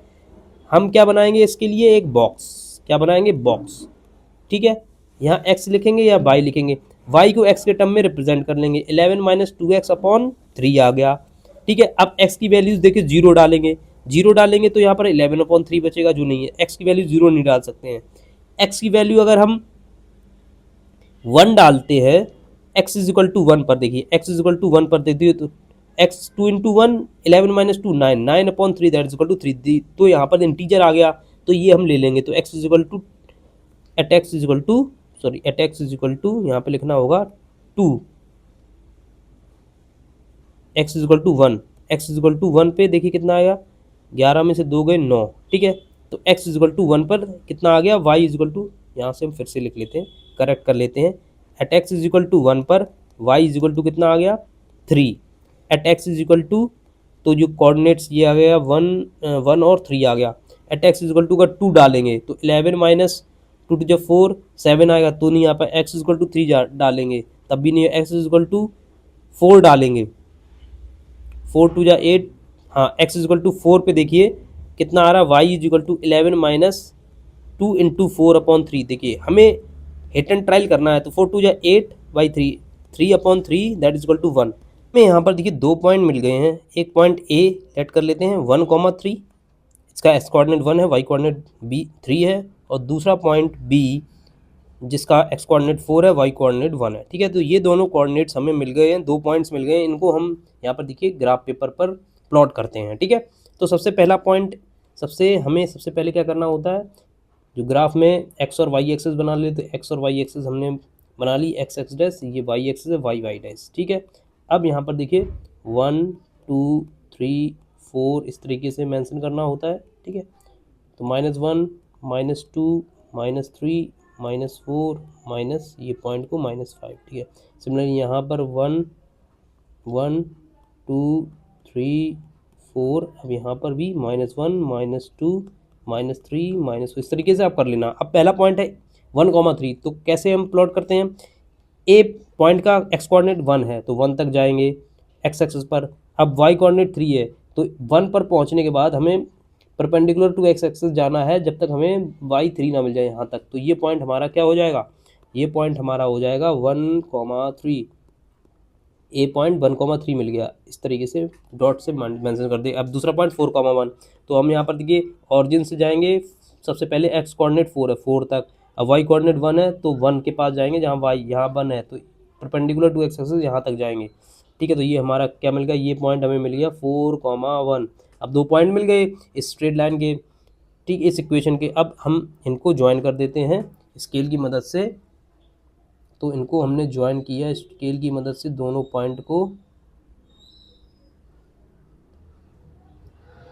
ठीक है, दोनों पॉइंट को ज्वाइन किया तो यहाँ पर हमें मिल गया, किस तरीके से मिलेगा देखता हूँ,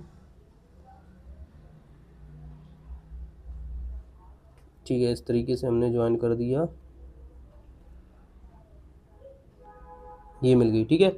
अब यहाँ पर देखिए ये हमें पहली इक्वेशन की स्ट्रेट लाइन मिल गई। अब दूसरी इक्वेशन की स्ट्रेट लाइन यहाँ पर हम फाइंड करेंगे, तो सबसे पहले हमें उनके पॉइंट्स फाइंड करने के। दूसरी इक्वेशन हमारी क्या है, दूसरी इक्वेशन है x + 2y = 7, तो ये आ जाएगा x + 2y = 7, ठीक है। तो यहाँ से भी हम बॉक्स बना लेते हैं, यहाँ x लिखेंगे या y लिखेंगे, तो y कितना आ जाएगा, x7 - x/2। तो एट x = हमें फाइंड करना होगा, x = अगर 7 ले लेते हैं तो देखिए x = 7, 7 - 7 0, तो y की वैल्यू कितनी आएगी 0। एट x = अगर हम 3 ले लेते हैं तो y की वैल्यू कितनी आ जाएगी, 7 - 3/2, 4/2 that is equal to 4/2 that is equal to 2। तो ये हमें पॉइंट मिल जाएगा, x = 3 पे 2 मिला और x = 7 पे हमें 0 मिला। तो c के कोऑर्डिनेट्स क्या आएंगे 7,0 और d के कोऑर्डिनेट्स क्या आएंगे 3,2, ठीक है। तो ये तो हम पढ़ चुके। तो 7,0 हमें फाइंड करना, तो 7 यहाँ पर देखिए कहाँ पर है, 7 6, ये 7 है, 7,0 तो यही 7,0 हो जाएगा, ये सी पॉइंट हो जाएगा, कोऑर्डिनेट हो जाएगा। अब 3,2, 3 यहाँ पर है और 2 यहाँ पर है, ठीक है, 2 यहाँ पर है, 2 यहाँ पर है, कहाँ गया 2, 3,2 ये मिल गया। अब हमें 2 पॉइंट मिल गए हैं, x = 3 पर y = 2, ठीक है, यही पॉइंट मिल गया 3,2। तो अब हमें इन दोनों को ज्वाइन करना होगा, तो हम स्ट्रेट लाइन स्केल से ज्वाइन कर लेते हैं।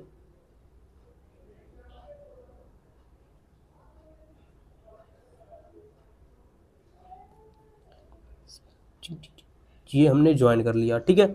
ये दोनों जो लाइन है वो किस पॉइंट पर इंटरसेक्ट कर रही हैं, ये दोनों लाइन 1,3 पर इंटरसेक्ट कर रही हैं। किस पर इंटरसेक्ट कर रही हैं, ये दोनों लाइन इस पॉइंट पर इंटरसेक्ट कर रही हैं, ए पॉइंट पर। सो यहाँ पर सॉल्यूशन क्या होगा, सॉल्यूशन, तो सॉल्यूशन है x = 1, y = 3, क्योंकि ये दोनों लाइन x और y के को ही तो बताते हैं, ठीक है। इनका सॉल्यूशन क्या है, कोऑर्डिनेट x = 1, y = 3 आ गया। तो यहाँ पर हम directly we can therefore price of 1 pencil है वो कितना आ गया, = price of 1 pencil 1 rupees and price of 1 chocolate = वो आ गया 3 रुपीज़, ठीक है। अब हमें क्वेश्चन में क्या पूछा है, find the price of 1 pencil and 1 chocolate, graphically वो फाइंड करना था, तो 1 रुपीज़ एंड 3 रुपीज़ यहाँ पर इसका आंसर आ गया है, ठीक है। नाउ ये क्वेश्चन काफ़ी इजी था, ठीक है। सिमिलरली हम नेक्स्ट क्वेश्चन करते हैं, ये भी क्वेश्चन हमें ग्राफ के मदद से सॉल्व करना है, ठीक है। तो ये बहुत ही ईजी क्वेश्चन है, ठीक है। इस तरीके से आप यहाँ पर, ये आपके लिए होमवर्क है, ये 2025 में आया 5 मार्क का। Check whether the following pair of equation is consistent और not, if consistent solve graphically. तो देखिए कंसिस्टेंसी चेक कर लेते हैं, ग्राफिकली आप घर पे कर लेना, क्योंकि बहुत सारे क्वेश्चन मैंने करा लिए हैं, ठीक है। तो अब यहाँ पर देखिए ग्राफिकली चेक करते हैं। सबसे पहले कंसिस्टेंट है या नहीं है कंसिस्टेंट। तो सबसे पहले स्टैंडर्ड इक्वेशन के फॉर्म में हमें लिखना होता है, ठीक है, विदाउट ग्राफिकली। अगर कंसिस्टेंट है तब ग्राफ से हमें शो करना है। तो यहाँ पे पहली इक्वेशन स्टैंडर्ड फॉर्म में लिख ली। दूसरी इक्वेशन क्या है, 3y minus 2x minus 12, but यहाँ पर स्टैंडर्ड फॉर्म में नहीं लिखी है, x को हम इस साइड ले आएंगे, ठीक है, ये बहुत इंपॉर्टेंट क्वेश्चन है, ठीक है।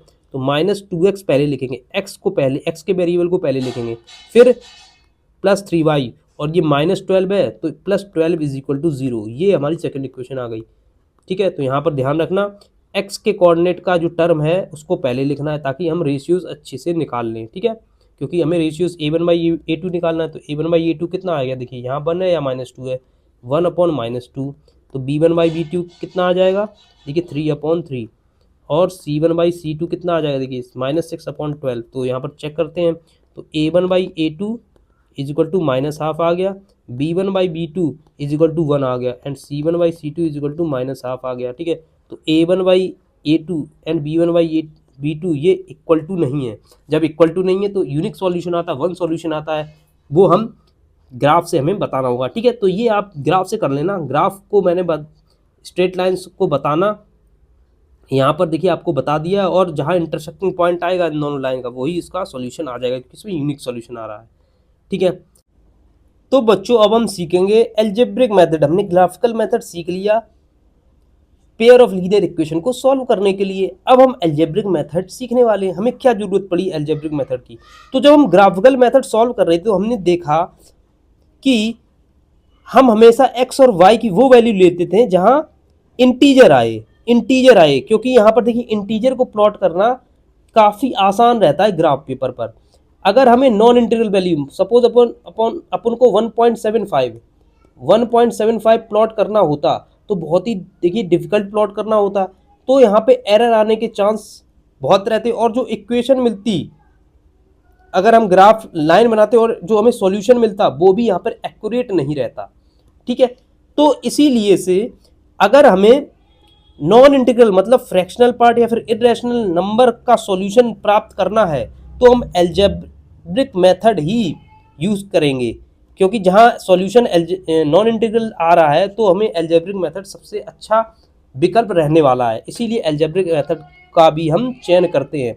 अगर क्वेश्चन में ग्राफिकल मेथड से सॉल्व करने तो वो ध्यान रखेगा कि जो सॉल्यूशन आ रहा है वो इंटीग्रल ही आएगा, ठीक है, तो उसमें कोई दिक्कत वाली बात नहीं है, ठीक है। तो एल्जेब्रिक मेथड हम मोस्टली वहाँ यूज़ करते हैं, नॉन इंटीग्रल सॉल्यूशन आने के चांसेस रहते हैं डेसिमल, तो वहाँ हम यूज़ करते हैं। ये दो तरीके के होते हैं, एक तो सब्स्टिट्यूशन मेथड होता है, एक एलिमिनेशन मेथड होता है। दोनों मेथड हम सीख लेंगे, दोनों बहुत अच्छे मेथड हैं और हमारे जो क्वेश्चन है वो ईजिली हो जाएंगे, ठीक है। अब यहाँ पर देखिए सब्स्टिट्यूशन मेथड यहाँ पर सीखते हैं, तो हमें देखिए दो इक्वेशन हमारे पास होना चाहिए। सबसे पहली इक्वेशन हम x minus 2y is equal to 3 ले लेते हैं, और दूसरी 2x minus y is equal to 4 ले लेते हैं, ठीक है। ये दो इक्वेशन हम ले लेते हैं। अब ध्यान से सुनना, इनको हम सब्स्टिट्यूशन मेथड से कैसे सॉल्व करेंगे, ठीक है। तो पहला स्टेप क्या होता है, स्टेप नंबर 1 इस मेथड का लिखेंगे नहीं, पहले हमें एक इनमें से कोई एक इक्वेशन सिलेक्ट करनी होती है। सर सिलेक्ट कर लेते, कोई बात नहीं, पहली कर लेते हैं, क्या दिक्कत है, सिलेक्ट करने में क्या है। x minus 2y equal to 3 उसको लिख लेते हैं। अब इस इक्वेशन को हमें एक वेरिएबल को दूसरी वेरिएबल के फॉर्म में रिप्रेजेंट करना होता है। मतलब समझ में नहीं आया, एक वेरिएबल को दूसरे वेरिएबल मतलब हम y फाइंड कर लेंगे x के टर्म में, तो यहाँ से 2y इज इक्वल टू कितना आ जाएगा, 2y is equal to 3 minus x minus 3, 2y is equal to कितना आ जाएगा, देखिए x माइनस 3, हमें y को x के टर्म में, तो y अकेला होना चाहिए, y is equal to x minus 3/2। ये सर कर लिया। मेरे दिमाग में सर ये भी आ रहा है कि मैं x को y के टर्म में भी रिप्रेजेंट कर सकता हूँ, वो भी कर सकते हो। तो देखिए किसी एक तो x इज इक्वल टू यहाँ से कितना गया 2y प्लस 3, ठीक है, ये भी कर सकते हैं, लेकिन इसमें से सिर्फ एक करना है, y को x के टर्म में या x को y के टर्म में रिप्रेजेंट करना है। तो दोनों कर सकते हैं, जैसी आपकी इच्छा हो, जो सिंपल लगे। तो यहाँ पर मैं कर रहा हूँ x को y के टर्म में रिप्रेजेंट कर लिया हूँ, मतलब y फाइंड कर लिया x के टर्म में। ये स्टेप 1 है। अब स्टेप 2 क्या करना होता है, अब देखिए सब्स्टिट्यूशन मेथड, तो इसको उठाकर जहां दूसरी, अब कौन सी इक्वेशन देनी है, पहली इक्वेशन तो हमने सिलेक्ट कर ली, इसको उठाकर दूसरों में पुट कर देना है। मतलब एक अगर यहाँ पर देखिए मटका है, ठीक है, और एक छोटा लोटा है, तो छोटे को उठा के बड़े वाले में डाल देना है, समझे। ठीक है, तो यहाँ से यही है। अब देखिए स्टेप 2 में क्या है, substitute y in equation second, ये है स्टेप 2।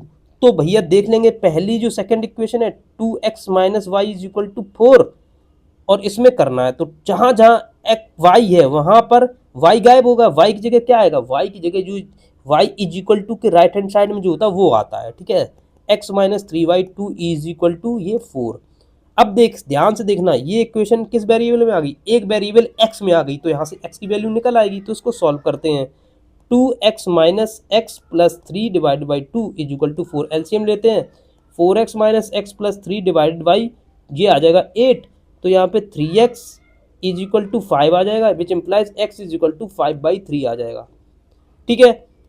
अब यहाँ पर देखिए सब्स्टिट्यूट कर दिया और सॉल्व कर लिया, तो हमें x की वैल्यू मिल गई। अब देखिए स्टेप 3 क्या होता है, x की वैल्यू मिल गई, अब ये x इज इक्वल टू 5/3, हमें x मिल गई, बाई फाइंड करना, तो बाई यहाँ पर देखिए किसी भी इक्वेशन में हम पुट कर सकते हैं, किसी भी इक्वेशन में पुट करने, तो पुट कर लेते हैं पहली इक्वेशन में, put x is equal to 5/3 in equation first में पुट कर लेते हैं, तो मतलब जहां जहां x है वहां कितना आ जाएगा, वहां आ जाएगा 5/3। तो देखिए x minus 2y is equal to 3 है, यहाँ देखिए x की जगह 5/3 आ जाएगा, minus 2y is equal to 3 आ जाएगा, तो 2y इज इक्वल टू कितनी है, 5/3 माइनस 3, तो ये कितना आएगा 9 माइनस 4/3, और 2y और y की वैल्यू कितनी आ गई, -2/3, -2/3। तो हमें यहाँ पर देखिए x और सॉल्यूशन मिल गया। सॉल्यूशन क्या होता है, x और y की वैल्यू होती है, x इज इक्वल टू 5/3 और y इज इक्वल टू -2/3, ये हमारा सॉल्यूशन हो गया। अब यहाँ पर देखिए चेक करना है कि इस मेथड से हमें सॉल्यूशन सही मिला या नहीं मिला, तो ये x और y किसी भी इक्वेशन में यहाँ पर पुट कर लो, ठीक है।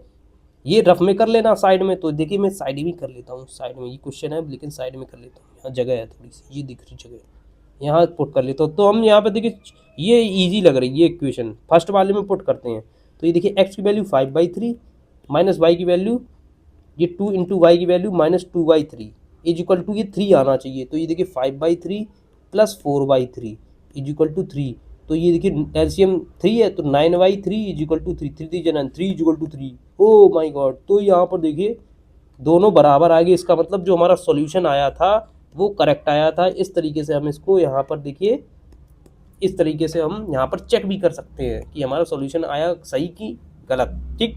तो इस तरीके से सब्स्टिट्यूशन मेथड आप समझ गए, एक इक्वेशन को लेना है, उसको y के टर्म में या x के टर्म में रिप्रेजेंट करना है, और जो रिप्रेजेंट करने के बाद है दूसरी इक्वेशन में डालना है, उसी इक्वेशन में ना डाल देना, तो 0 = 0 आ जाएगा। दूसरी इक्वेशन में डालना है जो सिलेक्ट नहीं की थी, ठीक है, उससे हमें एक वेरिएबल मिल जाएगा उसकी वैल्यू, और उस वैल्यू को फिर किसी भी इक्वेशन में डाल दो तो दूसरा वेरिएबल हमें उसकी वैल्यू मिल जाएगी, ठीक है। Okay, understood. तो चलो अब क्वेश्चन कर लेते हैं, कितना समझ में आया सब पता पड़ जाएगा 1 मिनट में, कोई दिक्कत है नहीं। तो ये क्वेश्चन कह रहा है solve the following pair of equation by substitution method. Substitution method से करना है, पहली इक्वेशन ये है, सेकंड इक्वेशन ये है।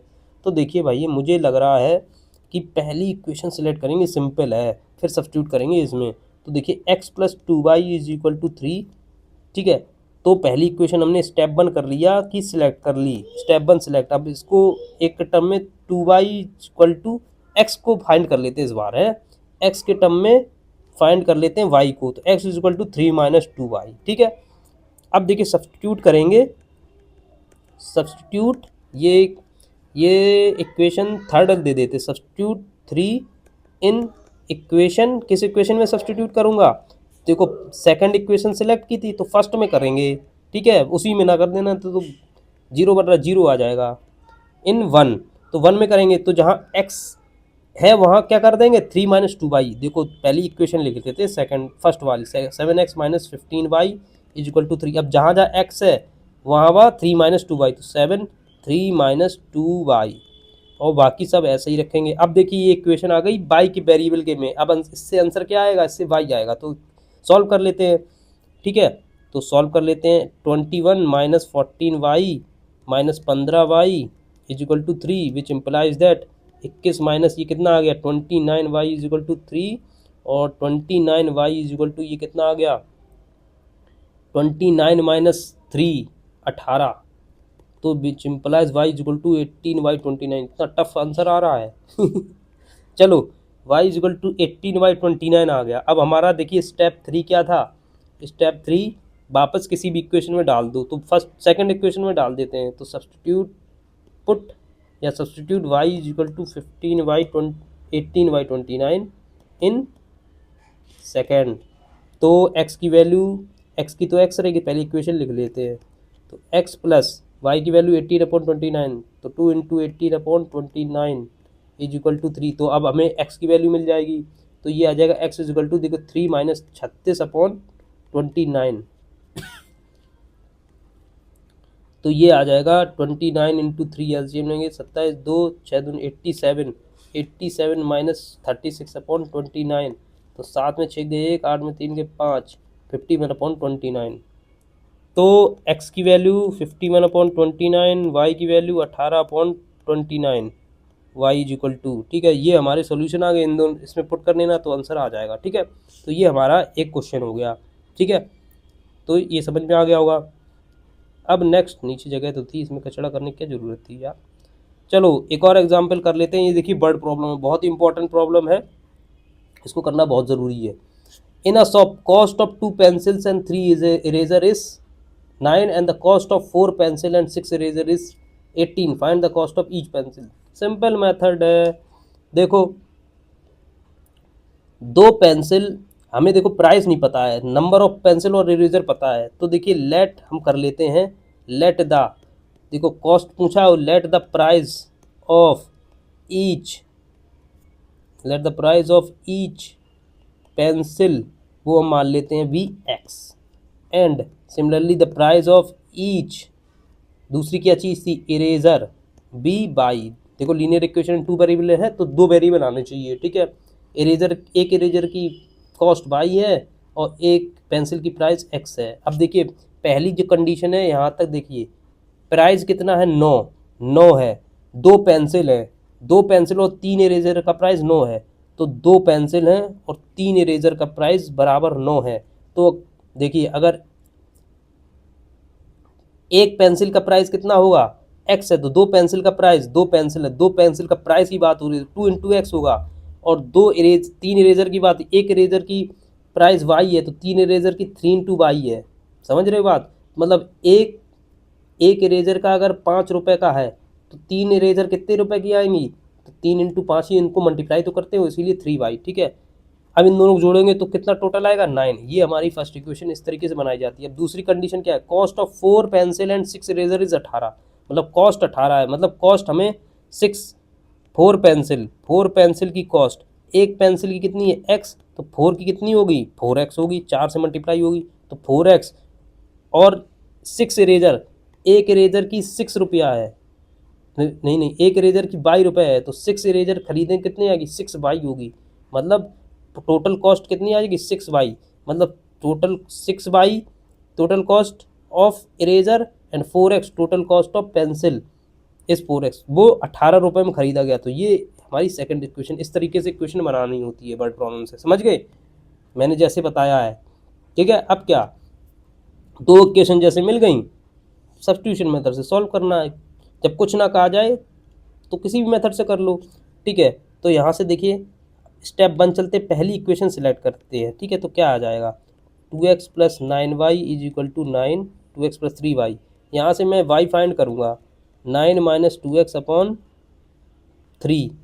अब कर दूंगा सब्सटीट्यूट किस में करूँगा, इन इक्वेशन जो कि स्टेप 2 है, इन सेकंड इक्वेशन में सब्स्टिट्यूट करेंगे y की वैल्यू तो 4x, तो 4x रहेगा, 6 इंटू वाई की जगह 9 माइनस 2x अपॉन पूरा 3 रख देंगे, ये रख दिया इज इक्वल टू 18। अब देखिए x में आ गया तो x में आंसर आ जाएगा 4x, ये 2 कट जाएगा तो 3 2 जा 6, तो ये आ जाएगा 18 minus 4x is equal to 18। देखो 18 कट गया तो x इज इक्वल टू 0, ये गलत तो नहीं हो गया कुछ, 0 बराबर 0 हो गया, 6 4x plus 6y is equal to 18, 2x plus 3y is equal to 9, 2x plus 3y is equal to 9। Zero बराबर जीरो आ गया, जीरो बराबर जीरो आ गया, मतलब ये पॉसिबल ही नहीं है। जो ये कंडीशन इसने बताई है नॉट पॉसिबल, ठीक है, क्योंकि ये पैरेलल लाइन से देखेंगे, ये दोनों लाइन पैरेलल लाइन है, ठीक है, क्योंकि एक ही इक्वेशन अगर 2 से डिवाइड करेंगे तो एक ही इक्वेशन आ जाएगी, ठीक है। तो नेक्स्ट क्वेश्चन 2025 का करते हैं। ये क्या है, ये कह रहा है कि अ 2 digit number is such that the product of digit is 2।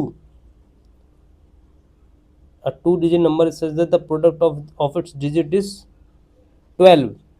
When 13 is added to the number the digit interchange their place. Find number. तो यहाँ पर देखिए हमें क्या गिवन है, 2 डिजिट नंबर है, उनका प्रोडक्ट 2 है। Let the 2 digit number be, देखिए पहला उसका देखिए 1 प्लेस वाई लेट कर लेते हैं और 10th प्लेस एक्स वाई ले लेते हैं, ठीक है। उनका प्रोडक्ट डिजिट का प्रोडक्ट 12 है, ठीक है। तो x y is equal to कितना गिवन है 12, ठीक है। ये हमारी फर्स्ट इक्वेशन आ गई, ठीक है। When 36 added to this number the digit interchange their places. अगर हम इस नंबर में 36 ऐड करेंगे तो नंबर हरदम इस तरीके से नहीं करने ना, चलो मैं बता रहा हूँ। एक्स वाई प्लस 36, ठीक है, एक्स वाई प्लस ये नंबर है is equal to the digit interchange the place y into x, ठीक है। तो इस तरीके से हम नहीं ऐड कर सकते, क्योंकि ये इसको हमें उस 10x प्लस वाई में लिखना होगा। किसी भी नंबर को फॉर एग्जांपल 38 को हम 3 इंटू 10 प्लस 8 लिखते हैं, ठीक है, इस तरीके से लिखते हैं, ठीक है। तो यहाँ पर देखिए ये इंटरचेंज तो वाई एक्स मिल जाएगा, तो इसको हम उस तरीके से कैसे लिखेंगे, 10x plus y plus 36 is equal to 10y plus x, इस तरीके से लिखा जाता है, ठीक है। तो ये आ जाएगा हमारा, ये आ जाएगा, अगर हम इसको सॉल्व करेंगे तो ये आ जाएगा 9x minus 9y is equal to minus 36, ठीक है। फर्दर 9 से डिवाइड करेंगे तो x minus y is equal to 9 minus 4, ठीक है। तो ये हमारी देखिए सेकेंड इक्वेशन आ जाती है जो कंडीशन गिवन है, ठीक है। अब देखिए पहली इक्वेशन ये है, सेकंड इक्वेशन ये है। अब देखिए पहली में सब्सटीट्यूशन लगाएंगे तो देखिए x is equal to 12 upon y यहाँ से फाइंड कर लेंगे, पुट इन या सब्सटीट्यूट इन इक्वेशन सेकंड कर देंगे। तो यहाँ से देखिए कितना आ जाएगा, x is equal to 12 upon y, तो 12 upon y minus y is equal to minus 4। तो ये देखिए कितना है, 12 minus y square is equal to minus 4y, तो y square minus 4y minus 12 is equal to 0। ये क्वाड्रेटिक आ गई। जब क्वाड्रेटिक के सॉल्यूशन फाइंड करने होंगे तो splitting the middle sum terms से करेंगे। तो 12 ए और सी का मल्टीप्लाई करेंगे, 12 बाय 2 6 या 12 2 3 या 6, हमें क्या लाना है, हमें लाना है 4, तो 6 2 या 12, 6 इंटू 6 माइनस 2 12 आता है, तो y square minus 6 minus 2 y minus 12 is equal to 0। तो वाई माइनस 6, ठीक है, कॉमन ले लेंगे, प्लस 2y माइनस 12 बचेगा, तो यहाँ से वाई माइनस 6 प्लस 2 कॉमन लेंगे, वाई माइनस 6 बचेगा, ठीक है। तो यहाँ से देखिए वाई माइनस 6 कॉमन है, तो यहाँ से देखिए वाई प्लस 2 बचेगा, विच इम्प्लाइज वाई बराबर 6 आ जाएगा, वाई बराबर 6 and y is equal to minus 2। तो यहाँ से देखिए डिजिट कभी भी नेगेटिव नहीं होता है, क्योंकि ठीक है डिजिट नंबर नेगेटिव हो जाए, डिजिट नेगेटिव नहीं हुआ तो y is equal to minus 2 नहीं हुआ तो वाई इज इक्वल टू 6 आ जाएगा, ठीक है। अब नेक्स्ट क्या करते हैं, हम सब्स्टिट्यूट कर देते हैं, substitute y is equal to 6 in equation first में सब्स्टिट्यूट कर लेते हैं, ठीक है। तो x y is equal to 12 है, तो y इज इक्वल टू 6, तो x into 6 is equal to 12, तो x इज इक्वल टू देखिए 2 आ जाएगा, ठीक है। देयरफॉर जो नंबर आ जाएगा वो एक्स वाई था, so 2 into 6 26 is the required number, required जो है 2 digit number, required 2 digit number, ये required 2 digit number that is 26 number हमारा आंसर आ जाएगा इसका, ठीक है। चलो अब नेक्स्ट क्वेश्चन कर लेते हैं जो कि 2024 में पूछा गया है 2024 में। तो यहाँ पर क्वेश्चन क्या कह रहा है कि 3 years ago Rashmi was thrice as old as Najma, ठीक है। 10 years later Rashmi will be twice as old as Najma, how old are Rashmi and Najma now, ठीक है। तो क्वेश्चन को इस तरीके के क्वेश्चन को एज वाले को देखिए एक एक सेंटेंस से, मतलब फर्स्ट लाइन जहाँ स्टॉप आए वहाँ तक पढ़ना चाहिए। देखिए रश्मि और नाजमा की एज के बारे में बात हो रही है, ठीक है। अब देखिए 10 years ago मतलब 3 years पहले, ठीक है, रश्मि की एज 3 गुना नाजमा से ज़्यादा थी। इसका मतलब हमें लेट करना पड़ेगा। देखिए प्रेजेंट एज, देखो फ्यूचर और पास्ट में एज की बात हो रही है तो प्रेजेंट एज हमें मेंशन करनी पड़ी। आज कितनी उनकी डेट है। Let the present age of Najma be x year, ठीक है, and present age of Rashmi वो कितनी हो, लेट कर लेते हैं भी वाई ईयर्स, ठीक है, दोनों की वाई ईयर्स। अब 3 years एगो की बात हो रही है तो 3 years एगो दोनों की एज कितनी होगी, अलग अलग। एगो नाजमा की कितनी होगी, नाजमा एज वो कितना होगा x-3 एंड 3 years एगो। ये लिखने की जरूरत नहीं, लेकिन लिखना पड़ रहा है ताकि आप लोगों को समझ में अच्छा है। रश्मि की एज कितनी होगी, दोनों के मतलब y-3, ठीक है। इस तरीके से 3 साल होगी। अब ये कह रहे हैं रश्मि की एज 3 साल पहले thrice as old as Najma, मतलब रश्मि की एज 3 साल पहले वो किसके बराबर है, 3 times ऑफ जो नाजमा की एज है। नाजमा की एज 3 साल पहले भी x-3 होगी, 3 साल पहले है तो तीनों में उसमें उसकी एज में दोनों में 3 साल हमने सब्ट्रैक्ट कर ली। ये इक्वेशन फर्स्ट है। तो इसको सॉल्व करेंगे y-3 = 3x-9 विच इम्प्लाइज y = 3x 9 + 3 -6 बचेगा, ठीक है। ये हमारी इक्वेशन आ गई फर्स्ट, जो कि देखिए y in terms of x आ गई। अब 10 years later, अब 10 साल बाद उन दोनों की एज कितनी होगी, तो जो नाजमा है एज आफ्टर 10 years वो कितनी होगी प्रेजेंट एज से। प्रेजेंट एज है कितनी नाजमा की x, तो x + 10 हो जाएगी। ऐसे ही उसकी जो रश्मि है उसकी एज कितनी हो जाएगी, रश्मि एज आफ्टर 10 years मतलब आज से 10 साल बाद कितनी होगी y + 10। अब इनके बीच में रिलेशन है कि Rashmi will be twice as old as Najma, तो रश्मि की एज वो ट्वाइस हो जाएगी नाजमा में 10 साल बाद। तो रश्मि की एज इक्वल टू नाजमा की ट्वाइस हो जाएगी, तो ये सेकंड कंडीशन है। तो 5 + 10 = 2x + 20, तो यहाँ से y = कितना आएगा 2x + 20 - 10, ये आ जाएगी सेकंड इक्वेशन। अब देखिए y = फर्स्ट इक्वेशन में सेकंड में सब्स्टिट्यूट कर देंगे तो put y = 3x - 6 in second equation. Substitution method ये तो है, y की इसमें डाल देंगे तो ये आएगा 3x - 6 = 2x + 10, ताकि हमें एक वेरिएबल मिल पाए। तो x = 16 ईयर्स आ गई, ठीक है। प्रेजेंट एज ऑफ x कितना था, नाजमा की प्रेजेंट एज 16 आ गई। एंड सब्स्टिट्यूट किस में करेंगे, अब x मिल गई, एक वैल्यू मिल गई तो किसी इक्वेशन में डाल दें, सब्स्टिट्यूट इन फर्स्ट इक्वेशन में डाल देते हैं। तो y = देखो 2 × x की वैल्यू 16 + 10 32 + 10 42। तो देखिए जो रश्मि की एज है, रश्मि एज वो कितनी आ गई 42 ईयर्स, ठीक है। एंड नाजमा की जो एज है वो कितनी है 16 ईयर्स। ये कौन सी एज है, प्रेजेंट एज जो कि यहाँ पर पूछा था। देखिए how old are Rashmi and Najma, तो यहाँ पर दोनों की एज कितनी है 14, रश्मि की 42 और 16। चेक करने के लिए हम इन दोनों की वैल्यू किसी भी इक्वेशन में डाल देंगे, ठीक है। तो फर्स्ट इक्वेशन में डाल देते हैं। तो y की वैल्यू कितनी आई हमारी, y की वैल्यू आई है 42। तो फ्रॉम फर्स्ट चेक करने के लिए, ये साइड में चेक कर लेना तुम्हारे लिए सिर्फ। 42 = 3 × 16 + 16 - 6 48 - 6, तो 42 = 42 आ गया, ठीक है। तो हमारी कैलकुलेशन सही थी। रश्मि की एज 42 है और नाजमा की एज 16 ईयर्स है, ठीक है। नाउ अब हम सीखेंगे elimination method to find the solution of a linear equations in 2 variable, ठीक है। तो एलिमिनेशन मेथड हम सब्स्टिट्यूशन मेथड सीख लिया था, एलिमिनेशन मेथड सीखते हैं। तो देखिए एलिमिनेशन का नाम है कि किसी वेरिएबल को एलिमिनेट करना, हटा देना, कैंसिल कर देना, सब्ट्रैक्ट कर देना, ताकि हमें दूसरे वेरिएबल की वैल्यू पता पड़े।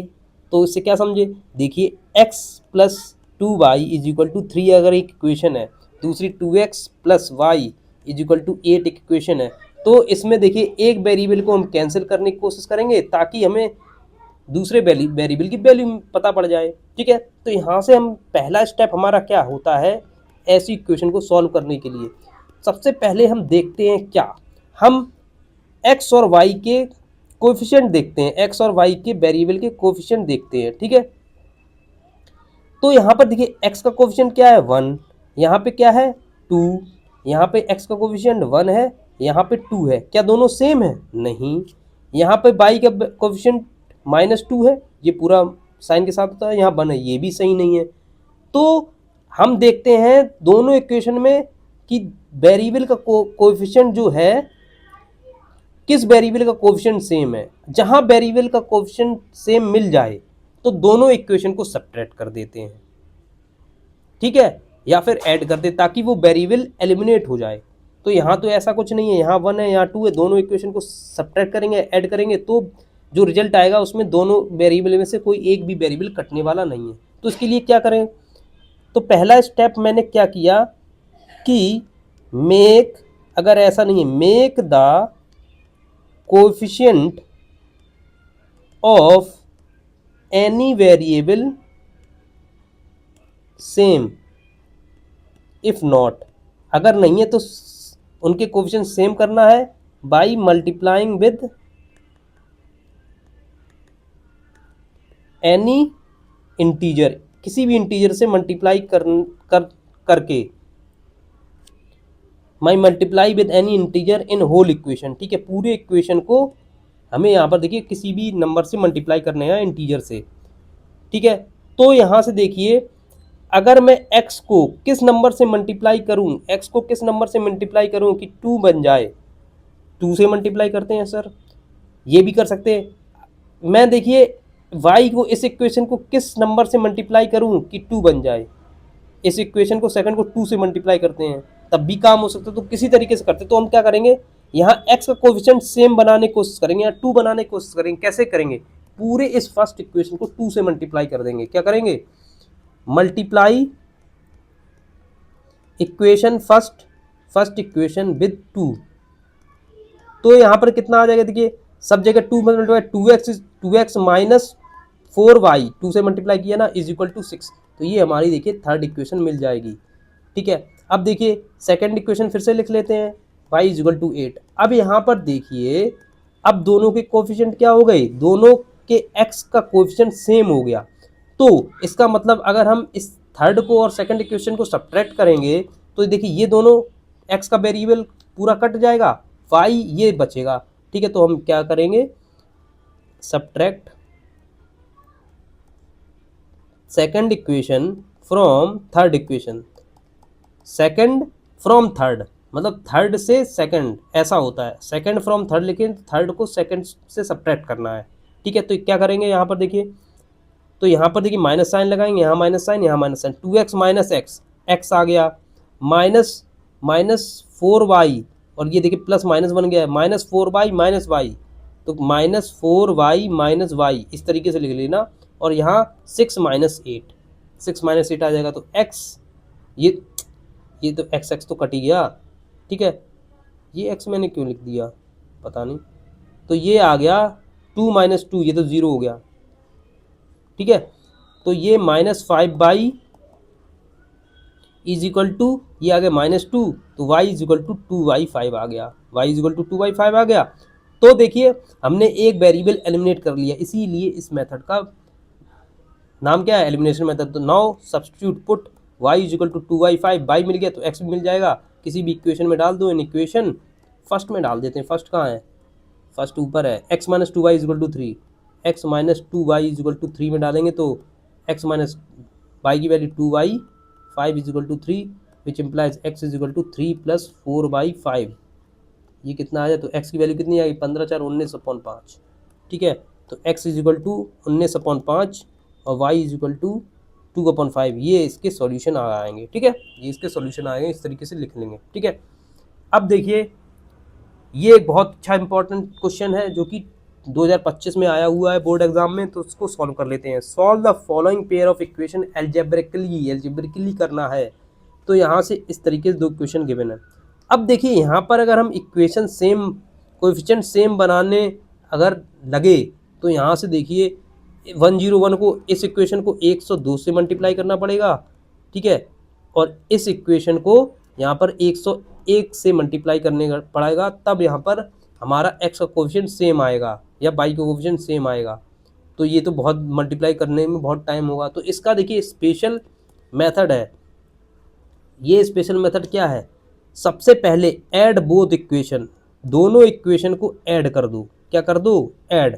तो ये फर्स्ट इक्वेशन मान लेते हैं, ये हमारी सेकंड इक्वेशन मान लेते हैं। ऐड बोथ इक्वेशन करेंगे तो कितना आ जाएगा, देखिए 203x plus 203y is equal to 609, ये हमारी थर्ड इक्वेशन आ जाएगी।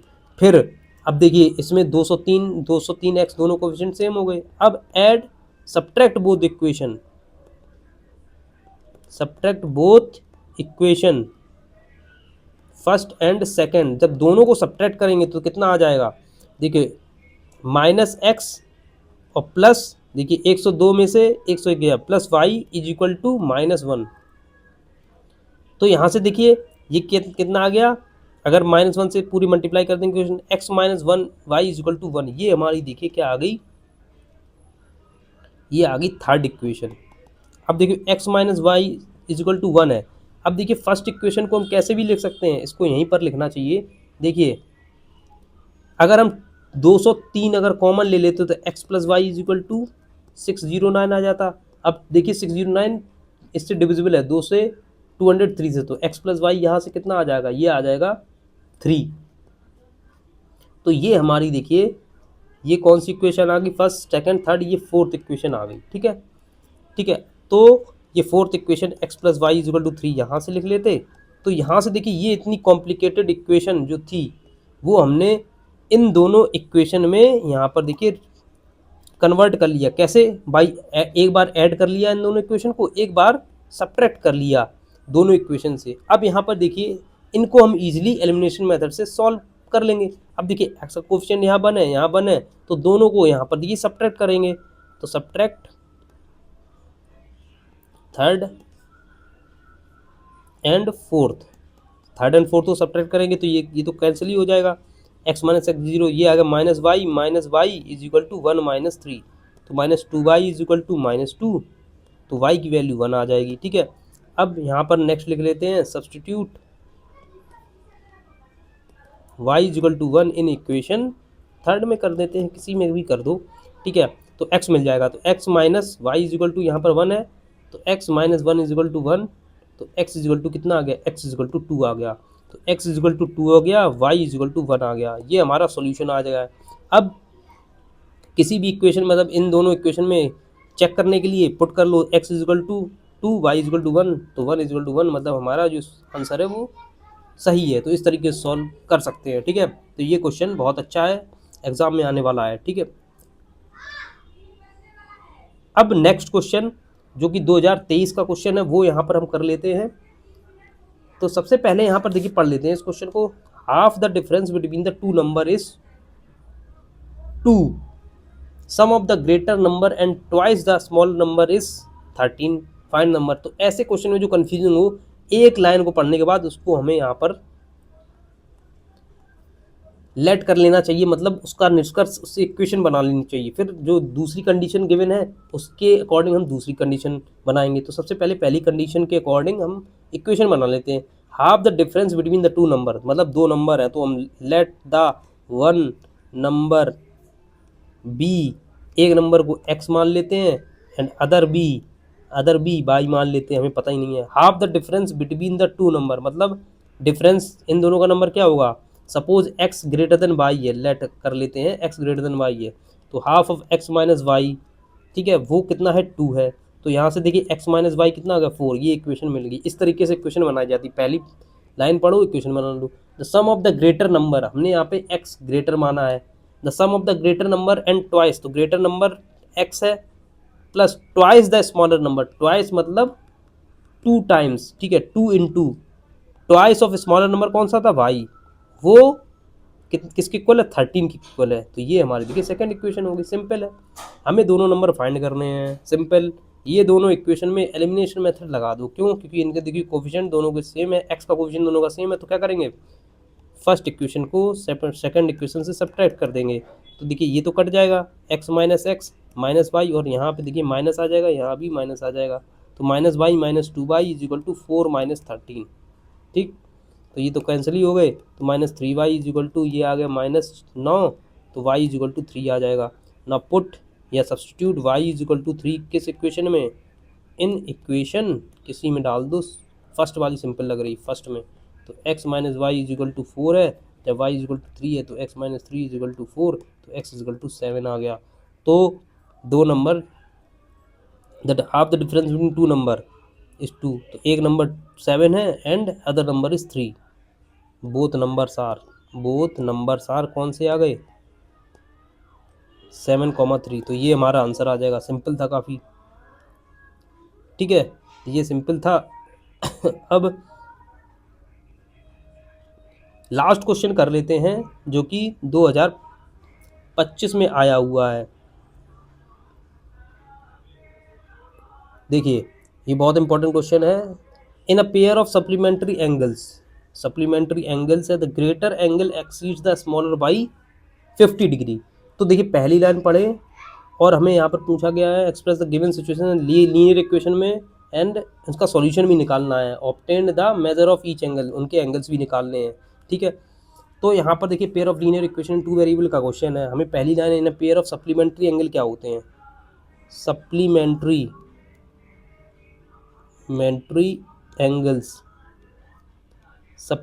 एंगल्स इनका sum is equal to 180 degree हो, ठीक है, वो सप्लीमेंट्री एंगल होते हैं। तो दो एंगल होते हैं सप्लीमेंट्री एंगल जिनके दो एंगल्स का सम वो होता है 180 डिग्री, ठीक है। अगर हम x मान लेते हैं लेट द वन एंगल, ठीक है, ये तो मैंने इंफॉर्मेशन के लिए लिखा, अब लिखने कैसे है, let the one angle be x, ठीक है, एंड अदर भी दूसरा बाई है। तो greater angle exceed the smaller angle by 50 degree का मतलब क्या है कि मतलब ग्रेटर एंगल छोटे से 50 ज़्यादा बड़ा है, मतलब अगर हम greater angle x is greater than y let करेंगे तो x माइनस वाई वो कितना है, वो 50 है। इसका पहली लाइन का यही मतलब है, ठीक है। अब ये तो एक इक्वेशन आ गई और दूसरी इक्वेशन हमारी नॉलेज से आई, क्योंकि दोनों का सम जो एंगल्स हैं उन दोनों का सम है वो कितना होता है 180, ठीक है, 180 डिग्री, ठीक है। ये हमारी सेकंड इक्वेशन आ गई। ये कंडीशन गिवन थी, ये हमें नॉलेज से पता है क्योंकि सप्लीमेंट्री एंगल का सम 180 होता है। अब देखिए दोनों इक्वेशन में कितना सिंपल है, दोनों x का कोफिशिएंट हमें दिख रहा है सेम है, y कोफिशिएंट एक में माइनस है एक में +1 है, तो अगर ऐड करेंगे तो y एलिमिनेट होगा। तो हम ऐड इस बार कर लेते हैं, ऐड फर्स्ट एंड सेकंड, क्यों, यहाँ पर देखिए एक वेरिएबल को एलिमिनेट करना था, तो ऐड करेंगे तो y का टर्म ये कैंसिल हो जाएगा। तो देखिए x plus x minus y plus y is equal to 50 plus 180 degree, ठीक है। तो 2x by cancel, 2x is equal to 230 degree, x is equal to 2 बजे 115 डिग्री, ठीक है। तो x is equal to 115 degree और ये पुट इन इक्वेशन फर्स्ट में x minus y is equal to 40 degree रख देते हैं, तो x minus y is equal to 50 degree. तो यहाँ से देखिए तो x 115 डिग्री है minus y is equal to 50 degree है, तो y की वैल्यू कितनी आ गई 115 माइनस 50 डिग्री, जो कि कितना आ जाएगा 5 6 65 डिग्री। तो both angles are 115 degree and 65 degree. देखिए इनका सम 180 आ गया होगा, ठीक है, इनका सम 180 डिग्री आ गया होगा। तो ये देखिए ये 2025 का क्वेश्चन है, इस तरीके के क्वेश्चन आते हैं, ठीक है। तो आई थिंक ये आपको वीडियो अच्छा लगा हो तो please share this channel and subscribe this channel also. Thanks for watching this video.